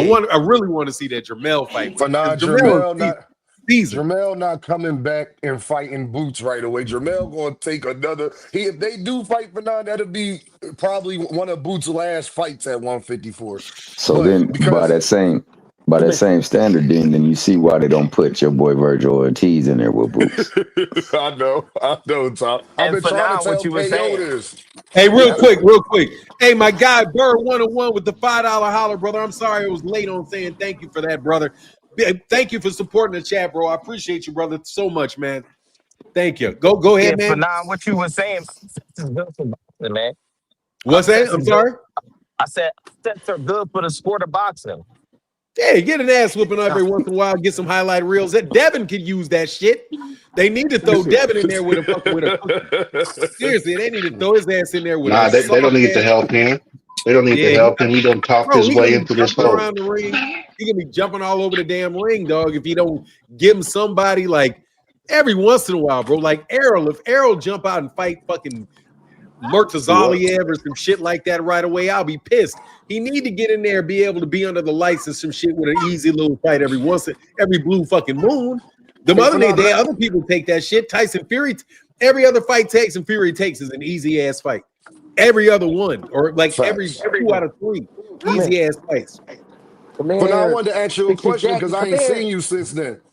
When you saw that Boots fight, I asked people this on my panel. Now he went there and he destroyed the boy. But when you watched it for and he did it in that fashion, what was going through your head? Did it change the way you looked at Boots? Did you like give me your perspective on what you saw Oh, hold on when you one saw second. It's that? gonna take a second. I gotta put Greg on mute. You say that again because I couldn't hear. And I was saying for when you saw that, we all pretty much thought that Jaron would beat this guy. But I don't think nobody thought he would get him out of there in the first round. When you saw it for because I ain't seen you since then, what was going through your head? I asked people this on my panel. What was you thinking about watching it? Ooh, that's what the fuck I thought. Greg, do Ooh, it. and he hit his ass with that uppercut. My ass said, "Ooh, that shit was nasty." Yeah, that uppercut, boy. I'm swear that was like joystick quality right there. He like did. Oh my bad. No, go ahead. And I think What you Greg was saying? saying something. No, I was just saying my reaction. I was answering Dean's question. Yeah, that punch, that uppercut in particular. Caught him with that shit. Yeah, that uppercut in particular, like you said, that was like joystick. He's got the ability to do things that most people can't do in the ring. Yep. And I think when the boy got hit with that, he didn't understand how he even got hit with that thing. And it was so all of a sudden. Go ahead, bro. Thomas, he didn't because when he swung, Boots weaved it to the side, but while Boots was moving, I guess to his left, he was bringing a punch up at the same time, but Lima was turning to his right. So by the time he turned a little bit to his right, Boots turned into his left, the punch hit him on the bottom of the chin.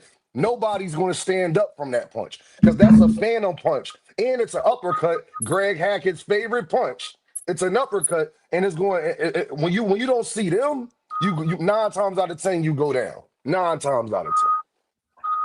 Real quick, Carnell Tanksley in the building said, just so you know, 10 to God in the building. Shout out 10 to God.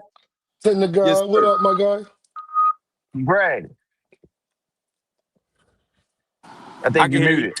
I can hear you. I remember you was on your show and you were saying that you were speaking to Boots, and Boots told you that it was 2 shots that he thought that he could get him out of there with. And you said that you seen a shot that you said that you thought he was going to get him out of there with, but you didn't mention the shots on your channel. You said you was going to speak on it after the fight. Was that the punch he got him out of there with, or was it something else that you was thinking he was going to stop him with? Well, one was a left uppercut, but he hurt him with a right uppercut, and one was a Mm, left to the and one was a left hook to the liver. You know what I'm mm. saying? And Okay. the reason I was going left to the liver is because Lima he go in the high guard sometimes and he get tight on the inside, and a lot of guys when they pull their hands up real high, they forget about their own body and they open up for that liver. And then the uppercut because like Deem said, that's just my favorite shot, and I just think that shit could always land. I just think an uppercut can land from anywhere. Especially in them close encounters, Greg. That's one of my favorite punches. Like when when they got their heads against each other and they gain in position. Bud Crawford do a great job at that. You use the uppercut to gain leverage. If you left-handed, you're gonna use that left uppercut to gain leverage on your right coming over with the right hook or a right jab or whatever, and then you could just switch that back down to the body. The uppercut is such a great punch, especially if you play it off the jab. So Boots, he know what he doing with that thing. Now, Boots, I will say this, my guy. I gotta give you this, fam. I don't even know how you got that punch off. That was a Mandana awkward type punch. It No, was nothing I was about to technical speak about on it. that. I was about to speak on that. That shot actually opened up by accident. Boots overshot the left hand and he fell in Mhm. a little bit. But when he fell in, Lima kind of just looked at him and stayed right there. You know what I mean? From him standing, it's like, all right, fuck it. I see the angle coming up the middle with the uppercut. I might as well turn it. And he just turned it. And he really didn't even throw it hard, but it just landed Uh-uh. clean. It landed clean. You know what I'm saying? It And looked that's like why it's one of called. them uppercuts from Mortal Kombat. You know, when you Yeah, hit that fatality at the end. yeah. And it just Hey, buzzed you. Once he got hey, hurt, when And I look at that was it. when I Hey, seen yo, it have me like E40, I was like, ooh, Stop. that's hey, bad. hey, yo, I would love for Boots to get Bakram next, though. Forget Virgil and all of that. I'm gonna tell y'all why. If Boots get the guy and beat the guy that that's a belt. everybody's refusing to fight, all of Hmm. the questions, even with Virgil, all because you know what it's going to look like, yo. Virgil don't want to fight Bakram because of the IBF clause. Everybody don't want to fight Bakram. So bad for Bakram on Twitter with the violins for He talking about one day I'll get back in the ring, y'all. So Bakram, I feel as though is a guy that people are avoiding. I think that Jaron need to go get him, go get that belt. He already looked good at the weight division, so I don't think the rehydration clause would be too much for Jaron with the IBF. You beat Bakram, all the questions go out the door because you beat the guy that people don't want to fight. Erickson Bachman Lubin, got that IBF, right? yes, Fanon, yup. Yeah, That means he gonna have to do that rehydration clause shit. The rehydration shit. But So I he could think go up that, to what, 164? yeah, oh, Okay. yup. On fight he night. looked like he was 180 in the ring on Fight Night. Okay. But I think, but Antoine, I think that even with the rehydration clause, that's not going to have as much of an effect because Boots probably fight day before he rehydrate all the way, he probably be around that weight anyway. So I don't think that'll have that much of an effect. But I would like him to go get Bakram because I think that answers a lot of questions. And I think we'll get a real entertaining fight because I think Bakram a dog. He one of them Russians for He over there looking like Baturbiev and them. They tough, man. They tough. And he want to fight. And he don't have a fight. And this the other thing, y'all, and I land right here. Bakram might not play the negotiation games for that Virgil or Fundora and the rest of them, the posturing games. Bakram don't have a fight. So you throw him 2 mil, Antoine, that's probably a go. You feel what I'm saying? Because he don't Yeah. have really no other options. They avoiding him because of what we always talk about, high risk, low reward type time. So I think Boots should go directly after Bakram. Forget the Virgil fight. I mean, if the Virgil fight can have to happen after that. I'm not fighting Virgil and turning down Bakram and Fundora to do it. Basically, what I'm saying, yo. I think he should prioritize them two over Virgil. That's just my opinion. I agree with that. I I think that, to be honest, for Boots' career, and I wanted to ask Thomas a question, but after this, I think that Boots should prioritize becoming another champion. If he could become a champion just off of beating one of the guys that already got the belts, instead of prioritizing just a big name to satisfy all the fans, but he can actually get a belt, and he could get a belt off the so-called boogeyman in the division, I think he could kill two birds with one stone. And my Yes. question to Thomas was, um, who did you say you wanted to see Boots fight next? Because I know you said you don't think Virgil was going to sign a contract. So who you think he should fight next? Well, I was saying Bakaram too. I think that with them, like you said, you, you don't kill any stones, dog. No narratives, because they're gonna say what they're gonna say about him, no matter what. No matter what he's doing, he's cursed in that same vein as Tank is. Yeah. He can, but he can. What he can start doing is exercising some of their demons. And you take out one of the biggest demons in Bachman, the one that everybody is running from. You the new sheriff in town, because you just came to the block and you done took over the biggest bully, so to speak. And then after that, he's a champion. So I would like to see that fight. I think any fight at 54 is a great fight, and going through 54 will help adjudicate a lot of the stuff that is thrown at him. But to me, I mean, like I said, unfortunately for him, he just gets, I can't even explain it, but I will say that I wish Greg was still up here, because he said something that I had mentioned in the chat. The only one thing that I see one thing that Bruce does often that he needs to clean up, and that's stepping in, falling over, and closing and smothering his work. It worked well in his favor, like Greg said, because he was able to shoot that uppercut from nowhere. But that's one of the only things that I see. Well, not only thing, but that's one of the main things I see where Boots can stand to clean up, because if he cleans that up, then he increases his efficiency like almost 30-fold, man. That dude is tough as it is right now. Just imagine if he's more cleaner. Can I say And this, Thomas? From what I've heard from the Philly guys that's been in their gym with him, and I can see it from watching, Boots knows this. If he wanted to turn into Shakur Stevenson, he can do that at any given time and they wouldn't hit him. Or they would have a hard time. If he wanted to switch it, I put it like this, Thomas. I think if he fight Bachram and get caught with some hard shit, Boots understands. All right, let me get it together. Hold on. Let me start. Let me. All right, yeah, he can crack a little bit. I think if Boots don't think that you got nothing for him, he's not worried about you. He's just trying to go in there, seek and destroy. And I understand that, but I agree with you, Thomas. When you fighting a Fundora or a Bachram or even Virgil, people like that, you get hit with one of them shots, it might not be the same thing. And I think Boots is smart enough and intelligent enough in that ring that he understands who he'd be in front of and he'll approach it differently.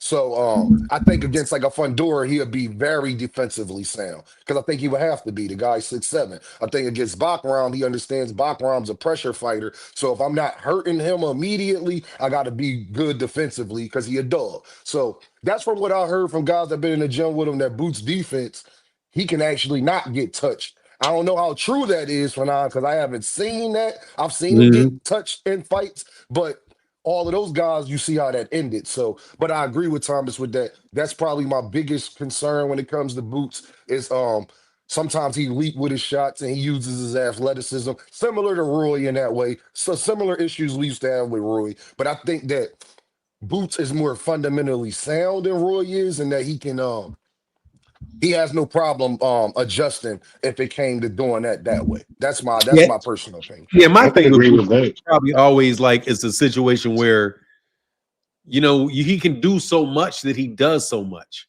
but when he gets up in competition level where he has to kind of buckle everything down, yeah, it's kind of like what I think about like Gervonta's that way. If Gervonta doesn't feel you can hurt him, he's willing to get touched. Jaron, if he doesn't feel like you can hurt him, is willing to get touched in order to get off what he needs to get off to get you out of there.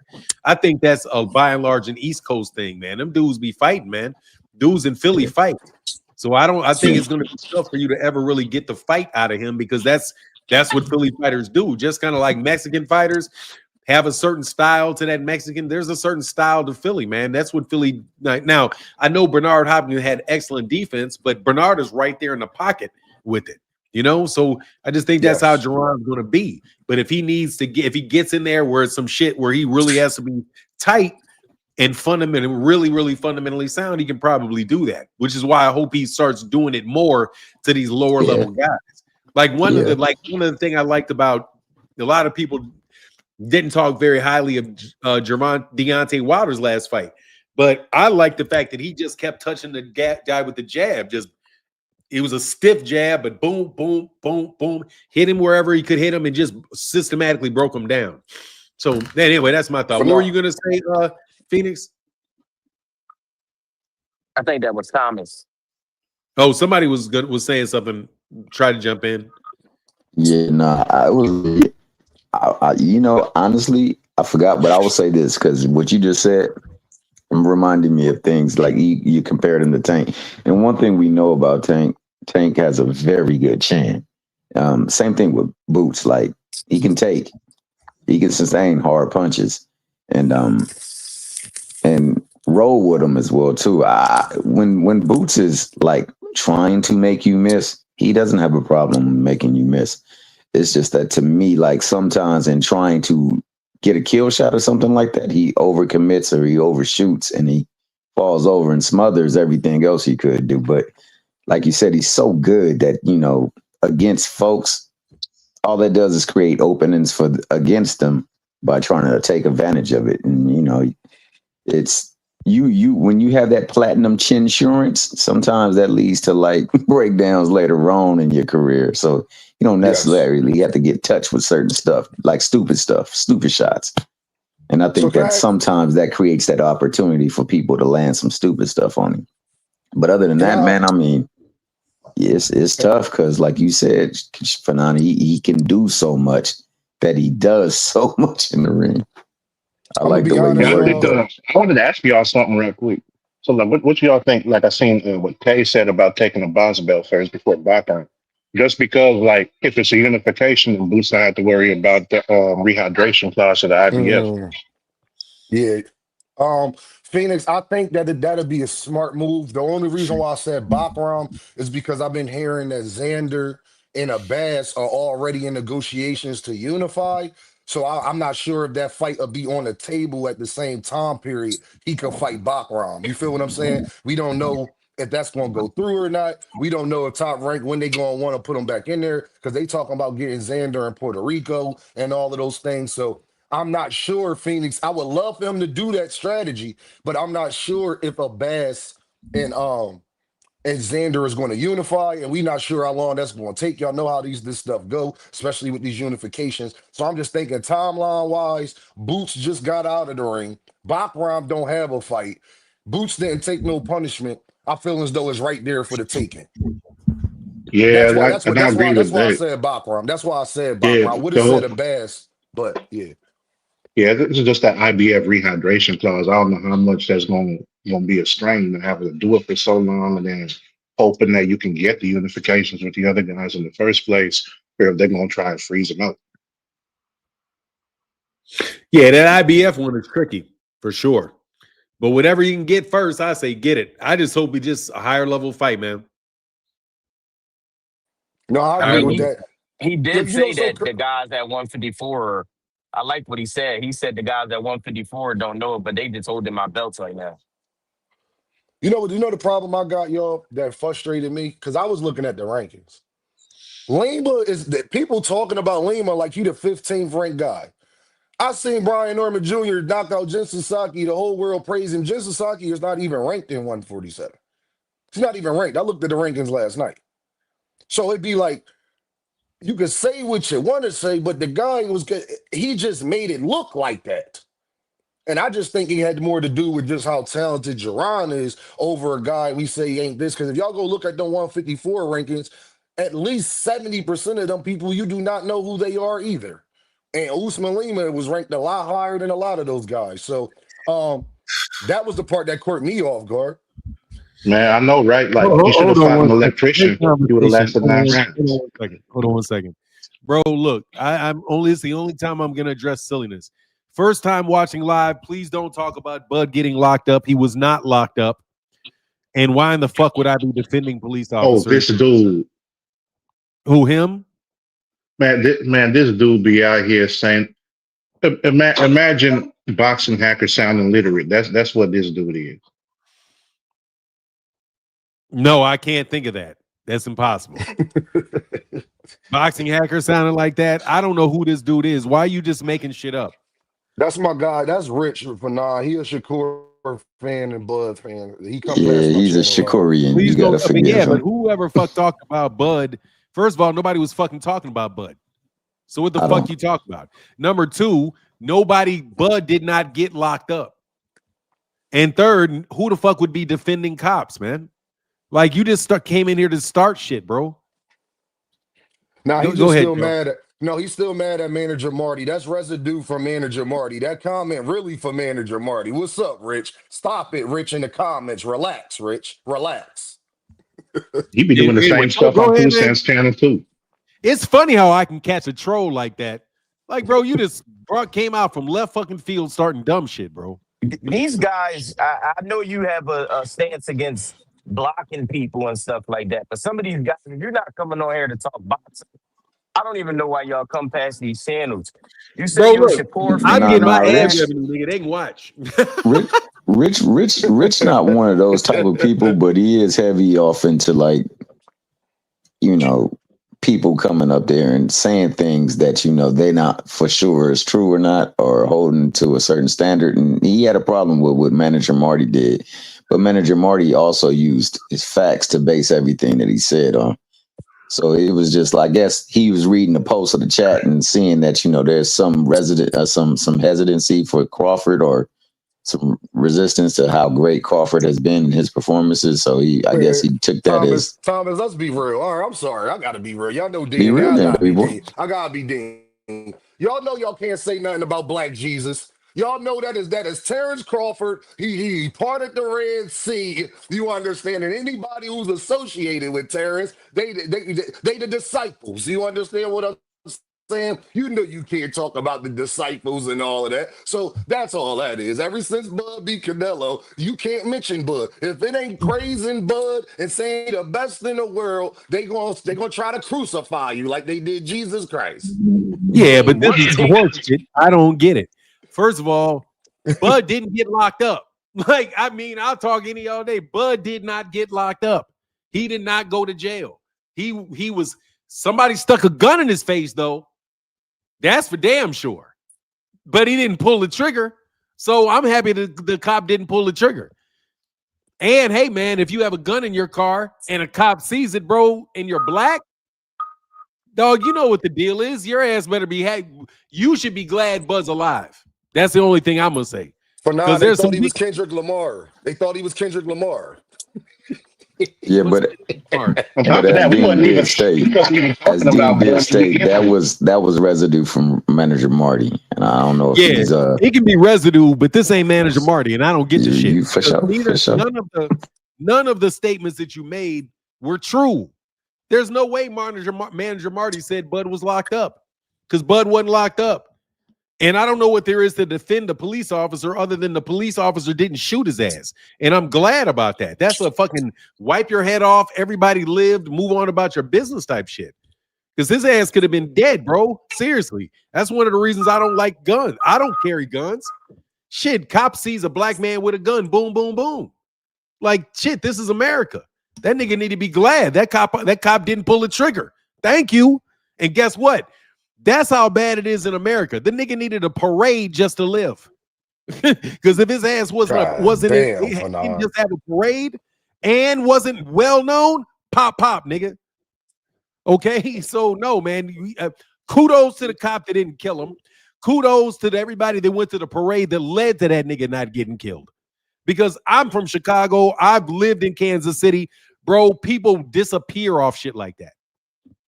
Because he had a bad day. You ever seen a police officer just punch somebody in the jaw because they had a bad day?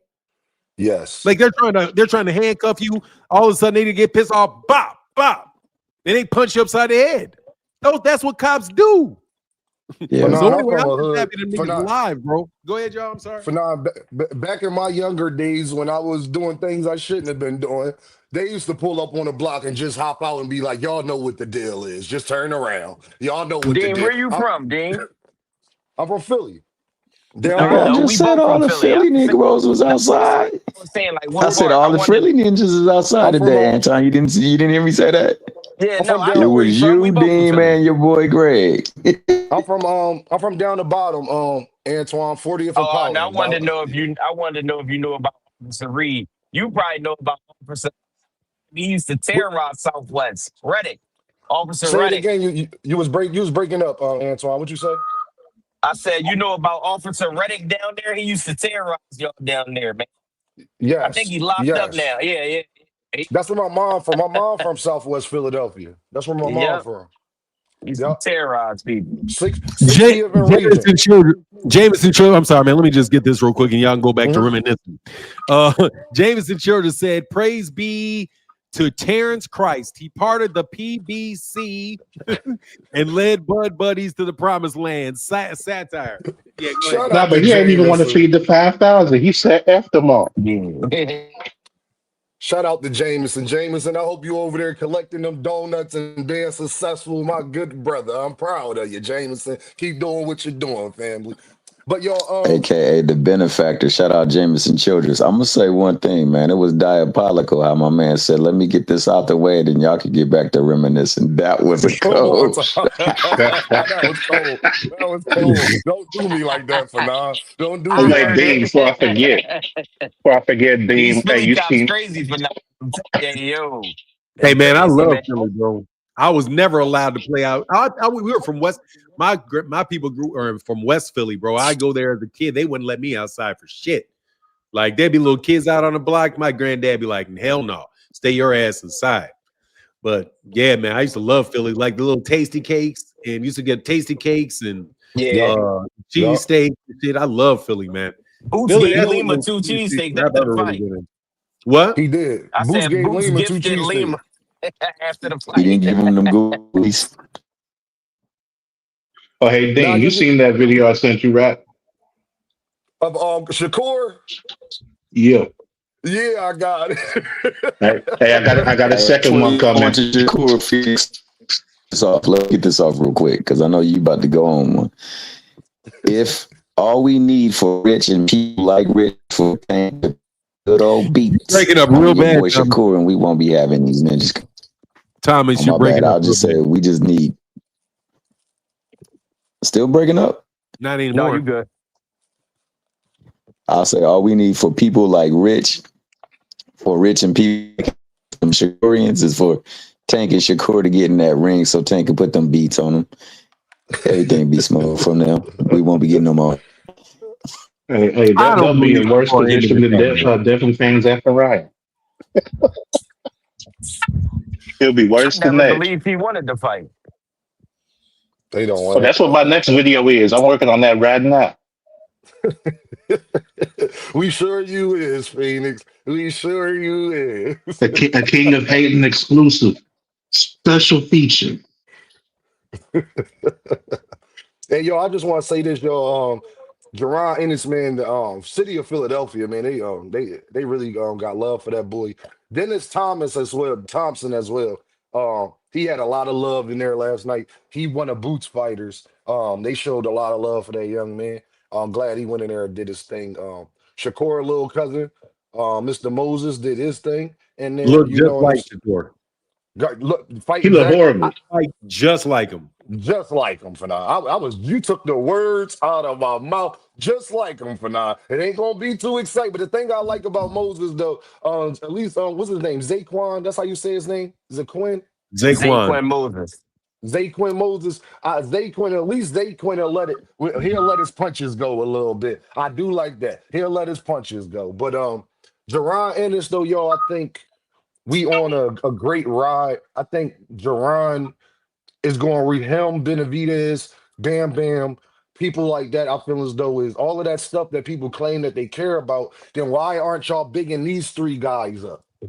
Y'all claim y'all care about legacy. Y'all claim y'all care about people calling people out. For now, all we heard for the last couple years for now, oh, they've been calling Tank out. They've been calling Tank out. That's how they showing they want to fight. Soon as Boots call people out, now it's excuses talking about something. Well, we just got to see it. And Eddie Hearn and all of this stuff. And it's like, bro, which one is it? Because if he would have went up there and not called the people out, y'all would have said he was scared. If he wouldn't have got him out of there in the first round and went 7, 8 rounds with the man, they would have complained about that though, Fanon. So y'all gotta pick. What do y'all want fighters to do? A guy like Jaron Ennis shows your skills. He try to fight the best. He go out there and not asking for these crazy paydays. He calling people out. He giving you good performances, and y'all still trash the man. He unified. All of that stuff that y'all say Tank don't do, and y'all trash Jaron and That's a make it an great point. excuse. And they make an excuse, Antoine, about everything else. And the craziest thing is, Jaron goes to 154, y'all. When Shakur was with Eddie, Shakur ain't have to send no offers. He got the offers sent. He ain't have to do all that. Williams Zapata, he the champion, and Williams Zapata and them put on a fight. But Boots, with the same promoter, got sent everybody offers. While Fundora and Bakaram and all these guys ain't trying to send him an offer. He's not a champion yet. I just hate the double standards for none. I hate the double rules, and it's sad for when it comes to people like Bam Bam. If y'all really cared about the stuff y'all say, Jesse Bam Bam Rodriguez should be way bigger than he is. He got the talent. He's beating everybody. He doing it in a fashionable way. Y'all don't care about the stuff y'all claim y'all care about. Y'all care more about tearing these fighters down. Is what I'm starting to see. And I'll land my plane there. What's going on, 2 Cent? What's up, Martin, Anton, Phoenix, the Assassin King of Hating in the building? What's going on, Dean? I'm gonna say this, and I keep saying it, and I'm gonna continue to say it because obviously there's a campaign against these fighters. It's so obvious because it doesn't matter, like, whatever these fighters say, instead of them being happy that these fighters are doing what they say they're going to do, they want them to do the opposite of what they say they want to do and then complain about it. And it's really, if you really look at it, what fighters is it? It's the fighters associated with the PBC. Like, that's who it is. Jaron Boots in to say, I want legacy. He need to fight names. Tank say, I want money. He need to fight for legacy. These people just continue going against the opposite of what these fighters say so that they can have something to complain about. And then if the fighter don't come out and say nothing, they mad he not saying nothing. I think people are going to really do themselves a disservice. I guess not really, because they just talking on the internet. But I guarantee you they watching Jaron Boots Ennis. Because I was about to say, these fans about to do themselves a disservice complaining and trying to downgrade this man every step of the way. Like, y'all are gonna do yourself a disservice because it's really to the point, and I already know it, and I'm gonna keep making my content and my videos against all the BS. Jaron Boots Ennis will never ever satisfy these fans because overnight he went from the boogeyman to you can see his talent and you can see how good he is. He's special. Overnight he went from that to a duck. He ain't trying to fight nobody. I don't know if he that good. He a hype job. And my issue I really have is, especially with Brian Norman Sr., right? He continues to talk about the holes Jaron Boots Ennis has and what Jaron Boots Ennis drop his hand. He do this, he do that. Just because you know a fighter's weaknesses and what holes they have in their game, that don't mean your fighter can beat them. That doesn't mean your fighter can beat them, because what happened is you get in the ring and you realize the reason why nobody has been able to exploit these holes is because he's faster, he's quicker, he's stronger than what he's looking like that you see in the ring. I have the same issue with Fundora. Everybody like, oh, you just got to go to his body. If all you had to do was go to Fundora's body, how come nobody does that? Because his elbow's right there hitting their forehead. So we can sit here and we can talk about his flaws and what he don't do, and he get hit too much. That's another one I have an issue with.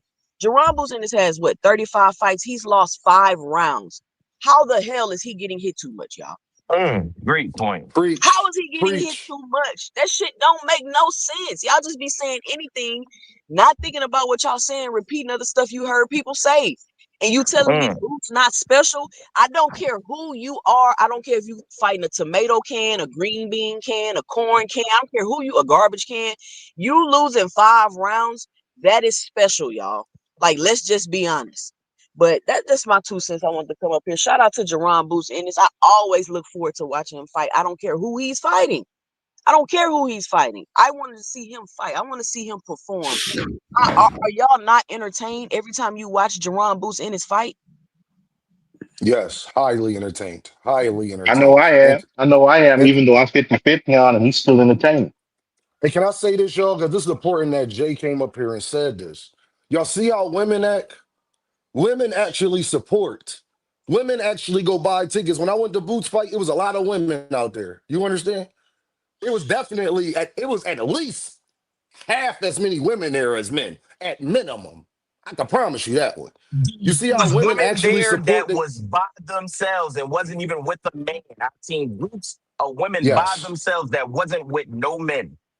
Yes, Antoine, I seen the same thing. Actually, as soon as I came upstairs and we was going into the suites, Antoine, it was a group of women right there at the bar ordering their drinks. They ain't had no man around them or nothing. Beautiful young ladies, shout out to them. But at the end of the day, y'all see how women act, women actually support. They actually gonna go more in depth with it without getting any emotions. What I came to find out about this YouTube thing is that all you dudes want to do is complain. Y'all don't get dressed up to go out. Y'all don't go support. Everybody want to complain about what Boots did for 9. Y'all ain't eating Fort. Y'all ain't even been to his fight yet. Let us complain. The ones that's actually spending our money and buying the zone packages and then got to pay for the pay-per-view and all of this nonsense, getting charged twice on your credit card. Let us complain about it. Y'all dudes just be on YouTube fire sticking everything. Ain't spending clothes on a new outfit. I mean, spending money on a new outfit. Ain't going to go get Facts. gas. Ain't going to go to the box office. You ain't going to do nothing to forward the sport, but you want to complain about it. I hate you dudes, man. Go ahead, Joe. I just wanted to get that out. I got the perfect quote for Hold that, on a and second, it man. was Hey, something that hold on a second, man. Let me jump in on that, man. Look, you know damn well these people ain't doing shit but what they are fucking paid to do. They are paid to put out that bullshit. Absolutely. In combination with what 2 Cents said and what Deem said. If you say up, they say down. Today, if they say up, tomorrow they'll say down. That's what Tim Bradley does. Tim Bradley, Gervonta's a Hall of Famer. Then all of a sudden, Gervonta's gone. He's left. He's this, he's that. Up, down. They take you up, down, up, down, up, down. They jump on one side, then they jump on the other side. These guys are not, they're just not fucking real. Like the frustration goes away when you start, and I'm not saying you don't say anything about it, but for me personally, I know Blue Blood's not real. There's no intent for him to be truthful. There's no intent on these other guys in mainstream media to be truthful about fighters. They're not. They are there to toe the line. And the line has always been with black fighters in the United States that they are the bad guys. They didn't say shit good about Ali. They didn't say shit good about Floyd. They didn't say shit good about Mike Tyson. They didn't say shit good about Deontay. They don't say shit good about Gervonta. They don't say shit good. The only time they say good shit about you is if you're the honorary white boy. You become the honorary white boy when you're up against the black guys, the favorite black fighter. That's what they do every time. It's good guy, bad guy. They even tried to sell that good guy, bad guy with Terence Crawford and Canelo, that Terence Crawford was the bad guy. So no, these dudes are just part of the people that always tell that consistent narrative. And you're going to see the same thing take place. It's 2 Cents says it's for black people that can be independent. Absolutely. If you don't need them, that means they can't control you. They want to control you. So Gervonta can't be controlled.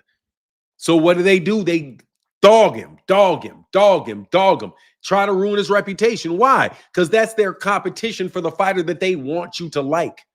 So that little fucking fake make-believe Negro Devin Haney, even though he can fight, you notice that Gervonta's on one side of him and Jaron's on the other side of him. As soon as Jaron goes to 152, what do they say? He's ducking Devin Haney. I'm telling you, these guys have a machine, and that machine is designed to build up a fighter and turn and tear down his opponents. And I just tell you, I don't subscribe to any of these dudes' channels. You guys might notice that when you guys tell me what these niggas say, I never know what they said until you tell me, because I refuse to support them. And as long as you guys continue to support them and be in awe of their ability to lie to you every fucking day, then hey, you see what they do to me. I say some shit that they don't like. They go around and tell everybody named mama not to talk to me. They say some shit that y'all niggas don't like. Y'all niggas spend all day listening to them. So excuse me if I think they just smarter than you niggas, because they playing the fuck out of you, all of you. That's my 2 cents. Pardon the pun, 2 cents. That's what I say. I got a little hot take, man. The only reason I clicked the link is to come up here and tell you how disappointed in boxing fans I am. These fake hardcore bitch ass boxing fans that run around the internet ripping credit away from every fucking fight that was ever fought. And now, especially with Jaron Ennis, the dude, they say he did what he was supposed to do. Let me tell you something about doing what you're supposed to do. Lima is a true 154-pound fighter, and what Jaron Ennis just did to him spoke volumes to all the other 154-pound fighters. They're not going to fight that kid now because them 154-pound fighters knew exactly who Lima is, what he's capable of, and what that young man does. Jaron cleaned him up. Now everybody said, oh, that's what he's supposed to do, and that's a bunch of bullshit, bro. You know how hard it is to knock somebody the fuck out that is trained to not be knocked out? Like, this shit is ridiculous, man. How much credit they rip away from all of these young fighters. It's ridiculous, man. It's like they got narratives and an agenda to uphold for this entire app that we're on. It's ridiculous how much they don't give credit, and they should just be given some credit. And let's get to the next fight. Now, I'll tell you this, not one of them 154-pound champions is going to be in line to fight Boots. Guarantee Virgil and them use the excuse that, oh, we already gave him an offer. He didn't want to fight in Saudi. Guaranteed that's what they do. We're not going to get no Boots Virgil. We're not going to get none of that. Maybe Bakram. Maybe Bakram, if we're lucky, because they know what time it is. It's fucking sad. We need to start giving credit to these young men. I say that all the time, don't I, Fanon? I say, why can't we just learn to appreciate that these guys are getting in the ring? They doing stuff that none of us can do. They putting their lives on the line and they feeding their families. So every time these guys come out here and show this hate for Gervonta Davis and Jaron Ennis, that just shows that y'all hold these guys to different standards than y'all do the guys that y'all so-called like. Look how these guys championed on for years and years on the Lomachenko train. Oh, he's already an all-time great. Loma still today got what? I don't even think he got 25 fights. 18 fights. Well, He got 18 fights, but they throw in there, they 3 combine losses. his fights with his amateur career. Oh, he's such and such an amateur and to his professional career. He lost to Devin Haney, even though I think he won the fight, but that's a loss on his record. He lost to Salido and he lost to Teofimo Lopez. He has 3 losses. But you out here bashing the guy who has 0 losses. Make that make sense. Jaron Ennis is what? Now 34-0? Is it 34-0? With 31 or 32 knockouts? 35-0. With 33 knockouts? 35-0 and 33 KOs. 31 knockouts. 33 KOs. Like, what are we talking about? I think he only didn't stop 2 people, and I think that he had a no contest or something like that with the what's his name, Delorme or something like that, dude. But like, come on, y'all just like you said, Fanon, these dudes are doing what they paid to do. Only one guy that went the distance. There's only one guy that went the distance with Toronto. Yeah, Karen went the distance. That means he got 34 knockouts then. That's 35-0 with 34 knockouts. Nah, because Karen went the distance twice. That's it. He's the only man. Oh, so he got, all right, so yeah, 33 knockouts, 35 fights. And instead of Karen being a good fighter because he went the distance with Boots, Boots is not that good of a fighter because he went the distance with Karen. Exactly. Right. And you just seen Karen what he did last night. And I tell people this about that Karen fight. He was a fucking ringer, bro. Huh? That's a fucking ringer. Karen, that was a ringer. Yeah. That's a silent assassin right there. That wasn't expecting that for him. Me and my son, my husband, my son, we all watched that fight. We studied Karen's footwork in that fight. We use that as a reference point to my son. His footwork was so good in that fight, y'all. Like, I think a lot of people, these quote unquote hardcore boxing fans, don't even know what they looking at. And check this out, panel. Last night, I had these quote unquote hardcore boxing fans on my panel trying to tell me a fighter need to do something for their legacy because 15 years from now, people not going to remember this. I think they were saying 15 years from now, people not going to remember who Ryan Garcia is or something like that. So I said, okay. Hey. So tell me who was the champion 15 years ago then? Who was the champion 15 years ago? Do y'all think they can answer that question? Nope. And I'm like, this is what's wrong with y'all hardcore boxing fans. Y'all sit here talking about legacy. You can't tell me who the WBA champion was in 1993. You can't even tell me the belts Muhammad Ali was holding. Because WBA, WBC. Y'all don't know that shit for real. Y'all up here crying about legacy and belt. And y'all can't even tell me who was the youngest undisputed before Devin Haney. They didn't know.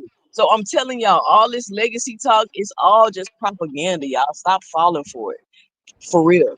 You can't predetermine legacy. Legacy is not predetermined. You can't say I want to fight this guy because this is a legacy fight for me. That's not. It's a fucking myth. It's an internet myth. It's That's a a talking great point that point, was yo. invented on this fucking app, and That's a none of great them know point. shit about boxing. Can I say Talking what's about up? legacy fights.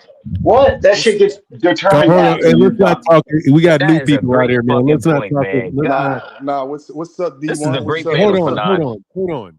Let's not talk over each other. That's like the only thing about panels I don't like. Thank you, It's muted. really hard Yeah, for I people to can't. start My bad. talking over each other. What's going on? Oh, not him. Rich. What's up, on man? your mind, man? Nah, what's up, D1? What's up, 2 Cents? What's up, Dean? What's up, Fanny? What's on my mind? It's for I hear not fanning. I hear you said What's up, what, Rick? Dean? I said it's for not fanning. Yeah, you can call me Right. Martin, man. Just call me Martin. That's All right, fine. That's my name. My name is Martin. Yeah, I hear 2 Cents. I thought she was going to get into depth about what I said yesterday because I know that she snuck this me. But I was telling the panel, on her channel yesterday, and y'all could correct me if I'm wrong or whatever. I was saying that basically I was bringing up Ryan Garcia. I was saying 15 years from now, when we look at Ryan Garcia's career, let's just say if it keep going the way it's going or whatever, we not going to know nothing about him, only that he had 1 million pay-per-view buys with Tank and he got knocked out. Bro, you got memory deficiencies? What you mean by that? How old are you? Why, what's up? I'm just saying, like, generally, I ain't seen your face. I'm just asking you, like 30, 40, 50? Yeah, I'm around that age. What's up? Which one? That's 40 to 30 to 50. Nigga. I'm in my 30s. I'm in my 30s. Yeah, bro, let me tell you how age works, bro. You're going to remember every fucking fighter that just you seen fight this year that you seen. You're going to remember in 15 years, bro. I'm 15 years. Let me tell you, I'm 15 years older than you. And what you're saying is not true. You're going to remember Ryan Garcia 15 years from now. 15 years ago, I remember the fighters that were significant that I watched. You know why? Because I saw them, and memory works that way. We're not going to forget. People won't know him who are casual fans that never saw him fight. Those are the people that won't know him. But the people that actually see him fight will know who he is. I remember Winky Wright. I remember Jermaine Taylor. I was at fights with him 20 years. That's my point. You're going to remember him. There's plenty of fights that Jermaine Taylor lost. Plenty of fights Jermaine Taylor lost. Plenty of fights Jermaine Taylor has, and you still remember him. I want to just get rid of this idea that you're going to determine what somebody's legacy is and how they're going to be remembered. Nah, see, he's going to be remembered, brother. He's going to be remembered. You ain't let me say I know. Hold on, that's you. Hold on 1 second. That's Anton, or that was Anton. Nah, see, no, I'm just telling you, man. I was saying just like what you was getting at, the casuals. So now we go back to the casuals, and let's go back to, let's just say, my son or something like that. He's 4 or 5 years old, or he become a boxer later on. He ain't gonna remember nothing. I understand that, but I'm saying because he's 4. I understand that, but what I'm saying is, if he gets undisputed, right? Like how Devin Haney got undisputed, or your like 4-year-old son. No, I'm saying when he get older. Okay, if your son becomes undisputed champion. Okay. And now this guy, you just messed my whole head up. But long story Bro, short, because you're trying to get into a legacy discussion, bro. That shit's not gonna work. But I'll pass it to 2 cents so I don't dominate that. Go ahead, 2 cents. yeah, I ain't trying to like win no debate or none of that stuff. I'm just saying when someone become undisputed or someone have a certain type of legacy that they did in boxing, get this many belts or this many belts, when someone else do the same thing that's coming up, they gonna still bring up that person's name that had it before them, right? Really? You really? Hold on, let me test that real quick. Right. Devin Haney and this is what 2 cents said. Devin Haney is the youngest 4-belt undisputed champion. Right. Before that, who was it? We said this yesterday, man. What was the guy name? 2 cents. It's Jermaine Taylor. No, I'm saying before. Yeah, I know that like in 2004, 2003. I'm talking about before that, like 92, 91, when we said the youngest one. 92, 93, you don't have a 4-belt era. You have a 3-belt era. Okay, so you talking about the 4-belt with Jermaine Taylor. I just said in the last, or you said in the last 15 years. 15 years. I'm just saying Jermaine Taylor won it in it's 20 years ago, like 20. Right. It was either like what, 2000. It was in the early 2000s. Right. And when you speak of Devin Haney, like you just said, Jermaine Taylor won it before him, right? That's what you said, right? Rich, but nobody else. But what I'm saying to you, when you bring up a Ryan Garcia, but look what you can do. Watch this shit. The next time somebody wins the WBA 140-pound champion, you're gonna remember who had it before him. Anytime somebody wins the 160-pound IBF championship, you're gonna remember who had it before him. Okay, and that's what I'm trying to dude, you can say that shit with any single solitary accolade or win. You can do the same thing.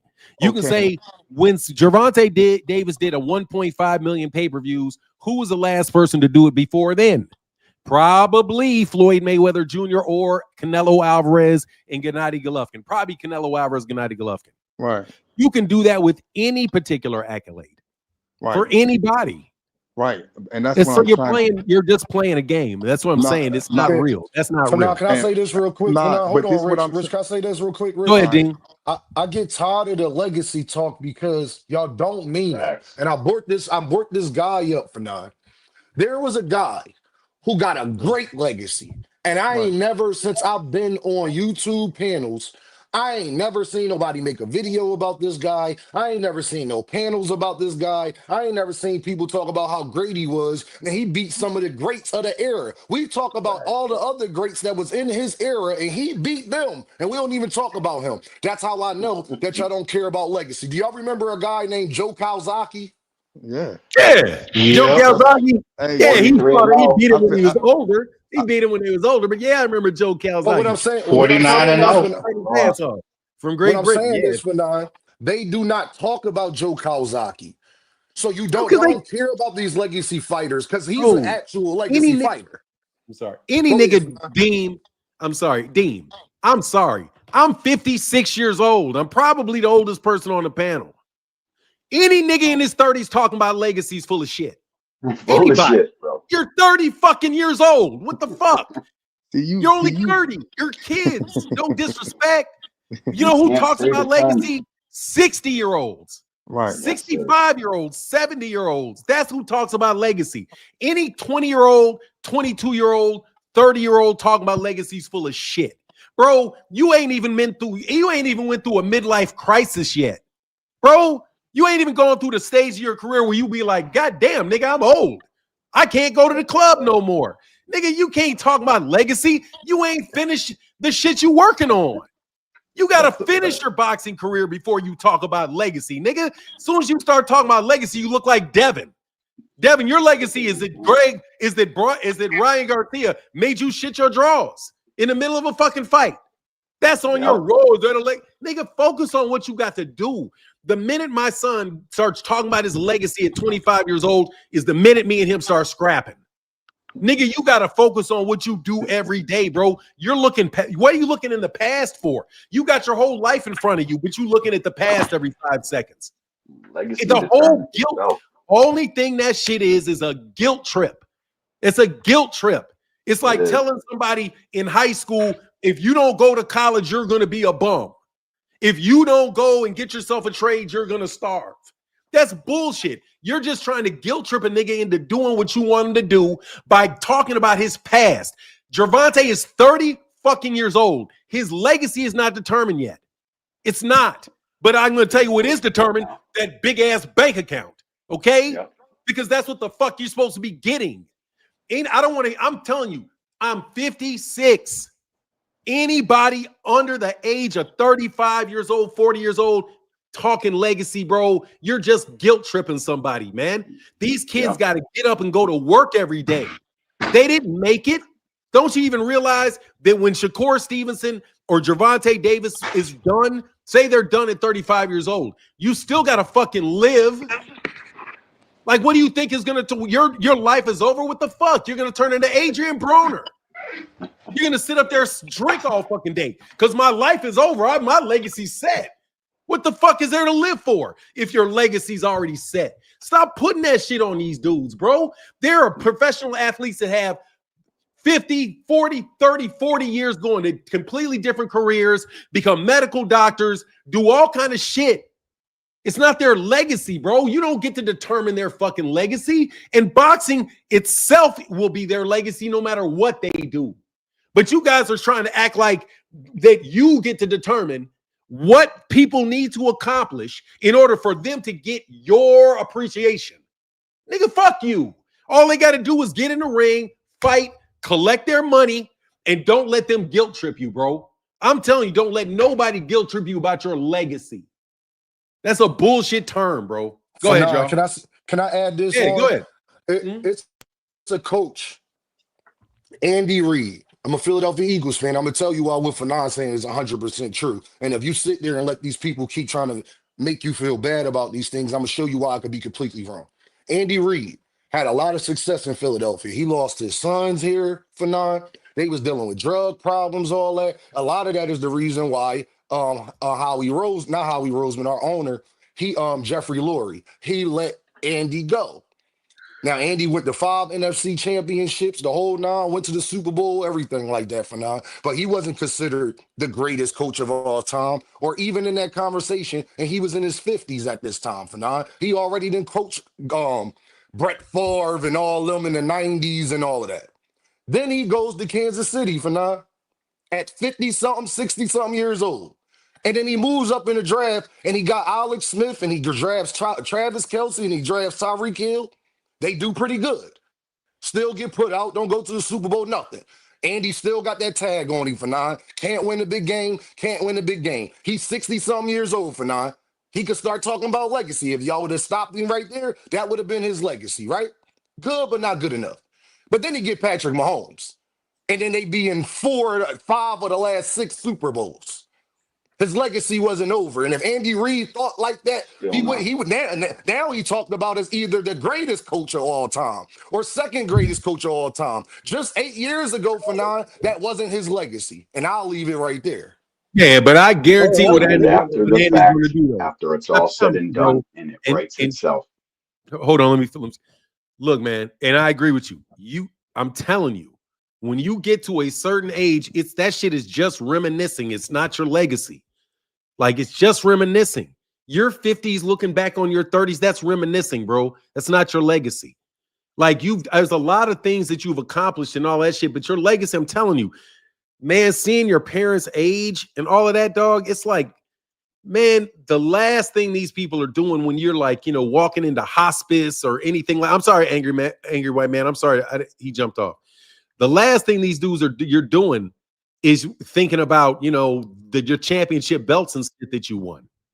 I just don't think, I see you, brother. I just don't think that's a healthy thing to put on anybody's head, because we all have to live every day walking forward. Like it's hard to look 30 years in the future, 15 years in the future, but at the same time, get up and go run 5 miles.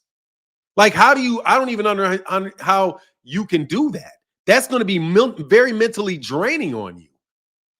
You have got to just focus on, like, fuck, man, I got some shit I got to get done today. This is the best thing I can do today. And then I'm going to live my life according to a certain ethics and then you keep working, and then what your life is what your life is, and then somebody else can look upon you and your like when they're doing your what do you call it? Your obituary, not your obituary or your what do you call it when they give you the speech? Eulogy. Yeah, that shit's for the people giving the eulogies, man. You know, you can look back on your loved ones and appreciate them and look back on all the things that they contributed and celebrate them when they pass. But yourself, that seems like a certain amount of narcissism that, bro, is going to keep you from really, you know, achieving a really balanced life, man. Because, like, what about your kids? Like, seriously, man, like, what about your kids? Those are going to be the things that you're really looking back on. Especially when you're, you know, they got to change your underwear for you. You know what I'm saying? So like, nah, bro, I would be like much more as I get to be older and older and I'm seeing how this shit's working. Nah, bro, you guys need to put yourselves in a situation where you can take care of yourselves, man. Your money is really your money, your good name. Those are things that you need to have in place to take care of yourself. But to get allow somebody else to name your goals for you and say, unless you meet these goals that I set for you, you have not achieved in your life, is very much akin to you having a little kid who you got to tell them, if you don't become a lawyer, you're a failure. All of your cousins are lawyers. You got to be a lawyer. This kid may be the best dentist ever, or he may be a great barber, or he may be able to, you don't know what he'll do if you allow him to make his own goals, set his own focus on it. And the fact of the matter is, Gervonta's doing this to the tune of 150 million. He would have listened to you niggas and done everything you said and every fight you wanted him to take. He wouldn't be sitting there about to get an exhibition for $150 million. You're not allowing these people to have their own goals and set their own path, and let fucking God be the judge. Go ahead, Demas. Martin, nobody wants to discuss this. What if Jake Paul goes on to actually get in the Boxing Hall of Fame and fight in rankings and become a real cruiserweight champion? What does that say after the fact? That's why legacy can't be predetermined. You don't know where all these guys are going to end up. It's just crazy talk to me, because you don't know what these guys are going to do. I know that's probably an unpopular thing to say about Jake Paul, but I'm just saying we don't know. We do not. Nah, you're not wrong. You're not wrong. Jake Paul will probably get in the Hall of Fame for what he's doing with women's boxing and promoting. Exactly, bro. Exactly. See, people don't know what the fuck they're talking about in this shit, bro. They just want to they want to slander and down the next up and coming guy or the guy that's in the slot right now. They're sick and tired of seeing their faces. So anything they can do to diminish their light a little bit, that's what they'll do. And most of them are out here on this app paid to do so. The other thing I was going to say is because he had brought up Devin being undisputed. All right, take it easy, Danny. So we brought up Devin being undisputed, and people don't even that's not even what he gets the most attention for. Like you see more about Devin for his baby mama drama, getting whooped by Ryan Garcia, and then the sparring with Tank that he lied about for 10 years. You get more attention for that than he does for being undisputed. That's why when people talking about legacy, you got to, like, when you're talking about legacy, you got to look at everything as a whole. Like, ultimately, what are they going to leave behind when they're gone? At the same time, like, you're not going to know what they leave behind when they're still here, because there's still more to add to it. So that's why talking about legacy right now, like all the stuff that people was talking about, legacy fights, all this and that, like, nah, it ain't what people make it out to be. I mean, look at Floyd, right? Big example. Everybody talk about, his legacy right now is everybody want to protect their own and everybody just chasing money and all this and that. But then at the same time, like, he did more than be the highest paid in boxing. He beat all them champions. He was a champion in 5 weight classes. He held 5 titles at once, like 3 at 147 and 2 at 154. He did, and then look at the people he built. Like, shoot, they saying Bud Crawford's biggest legacy fight was Canelo. Look how Floyd dismantled. So like, we got a whole bunch of things that people have already done, and then like exhibitions. Some people want to attribute that to Floyd too, even though exhibitions was going on long before him. So they got a whole bunch of things that they're gonna tie the fighters after they done.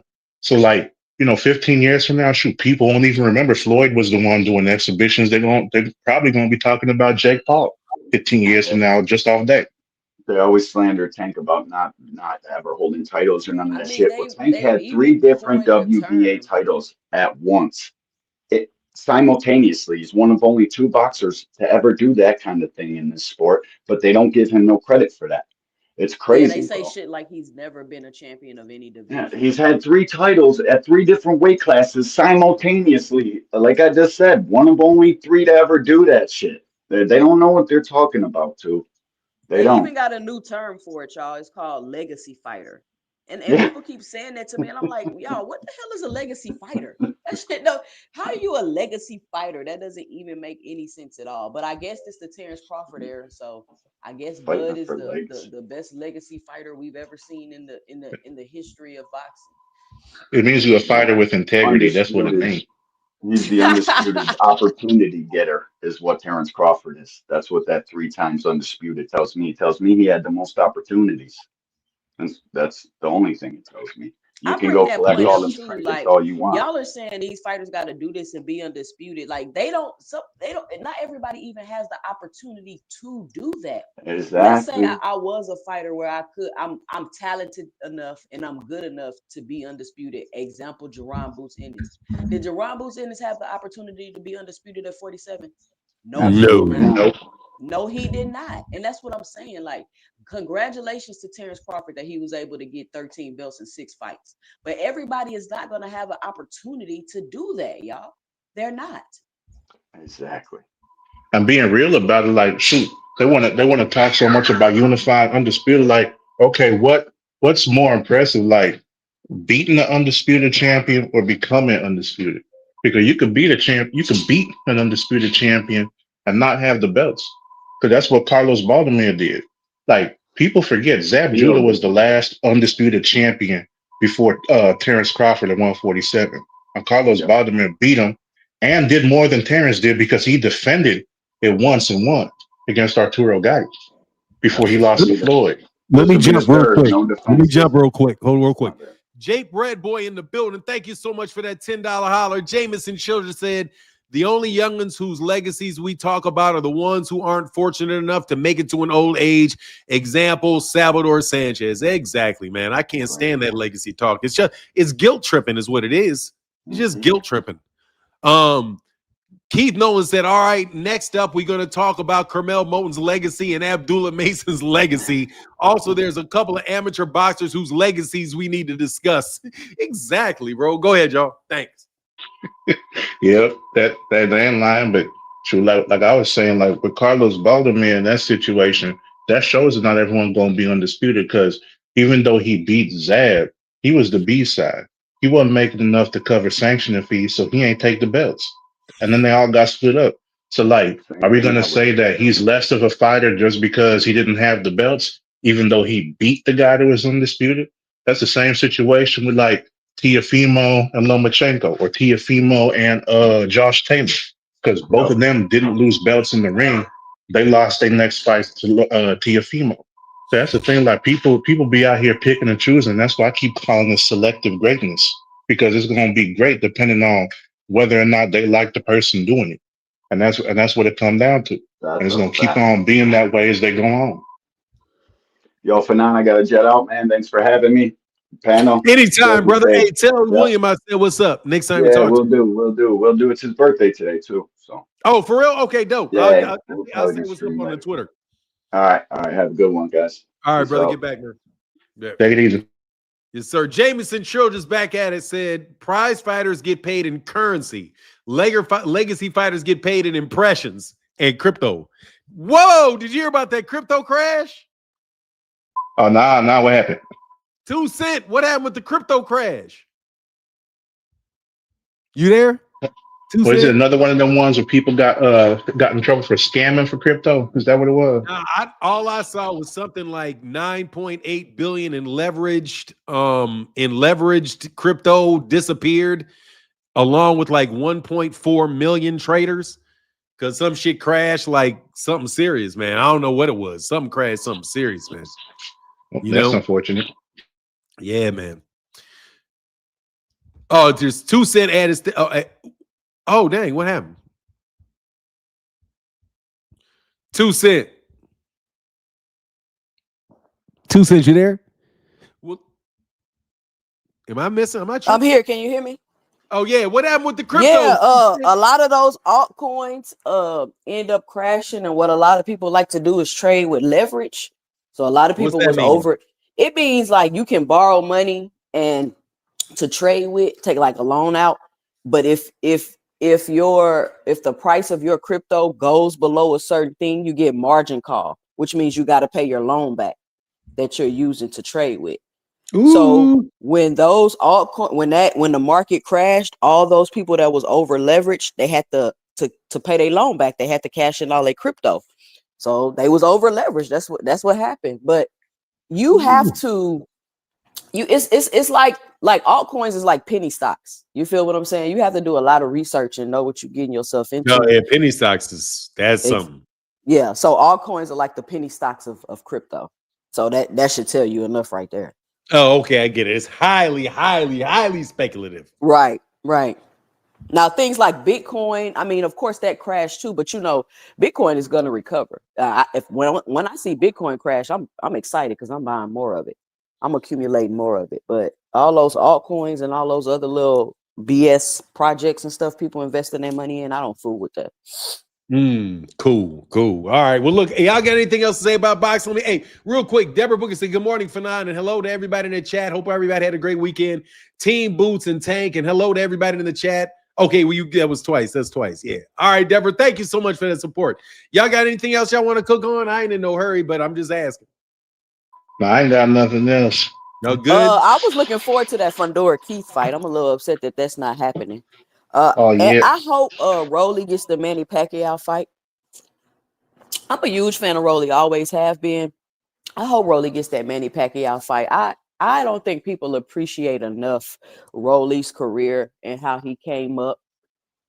I just think it's a great story. Like I don't understand what the issue is people have with Rolly. Man, I have You see that no new- issue with Rolly. Rolly is like got common sense all the damn sudden. He stopped acting a buffoon. He's making he's one of the most introspective and interesting people to listen to fighters to listen to. Like he always was Fanon, even when he was clowning though. I guess I didn't pay enough attention. Yeah, that's why people like Rolly. Like you could listen to Rolly and tell he wasn't an idiot. I could listen to Rolly and tell he wasn't an idiot. You get what I'm saying? I can tell when people are not dumb.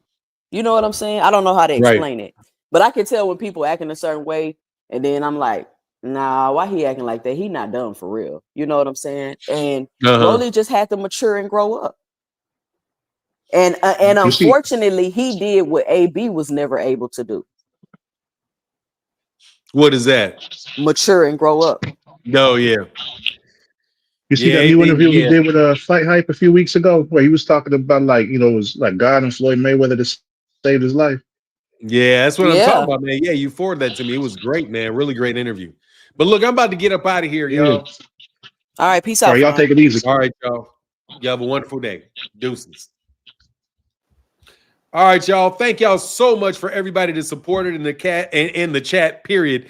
Wonderful panel today. We'll have some more fun tomorrow for sure.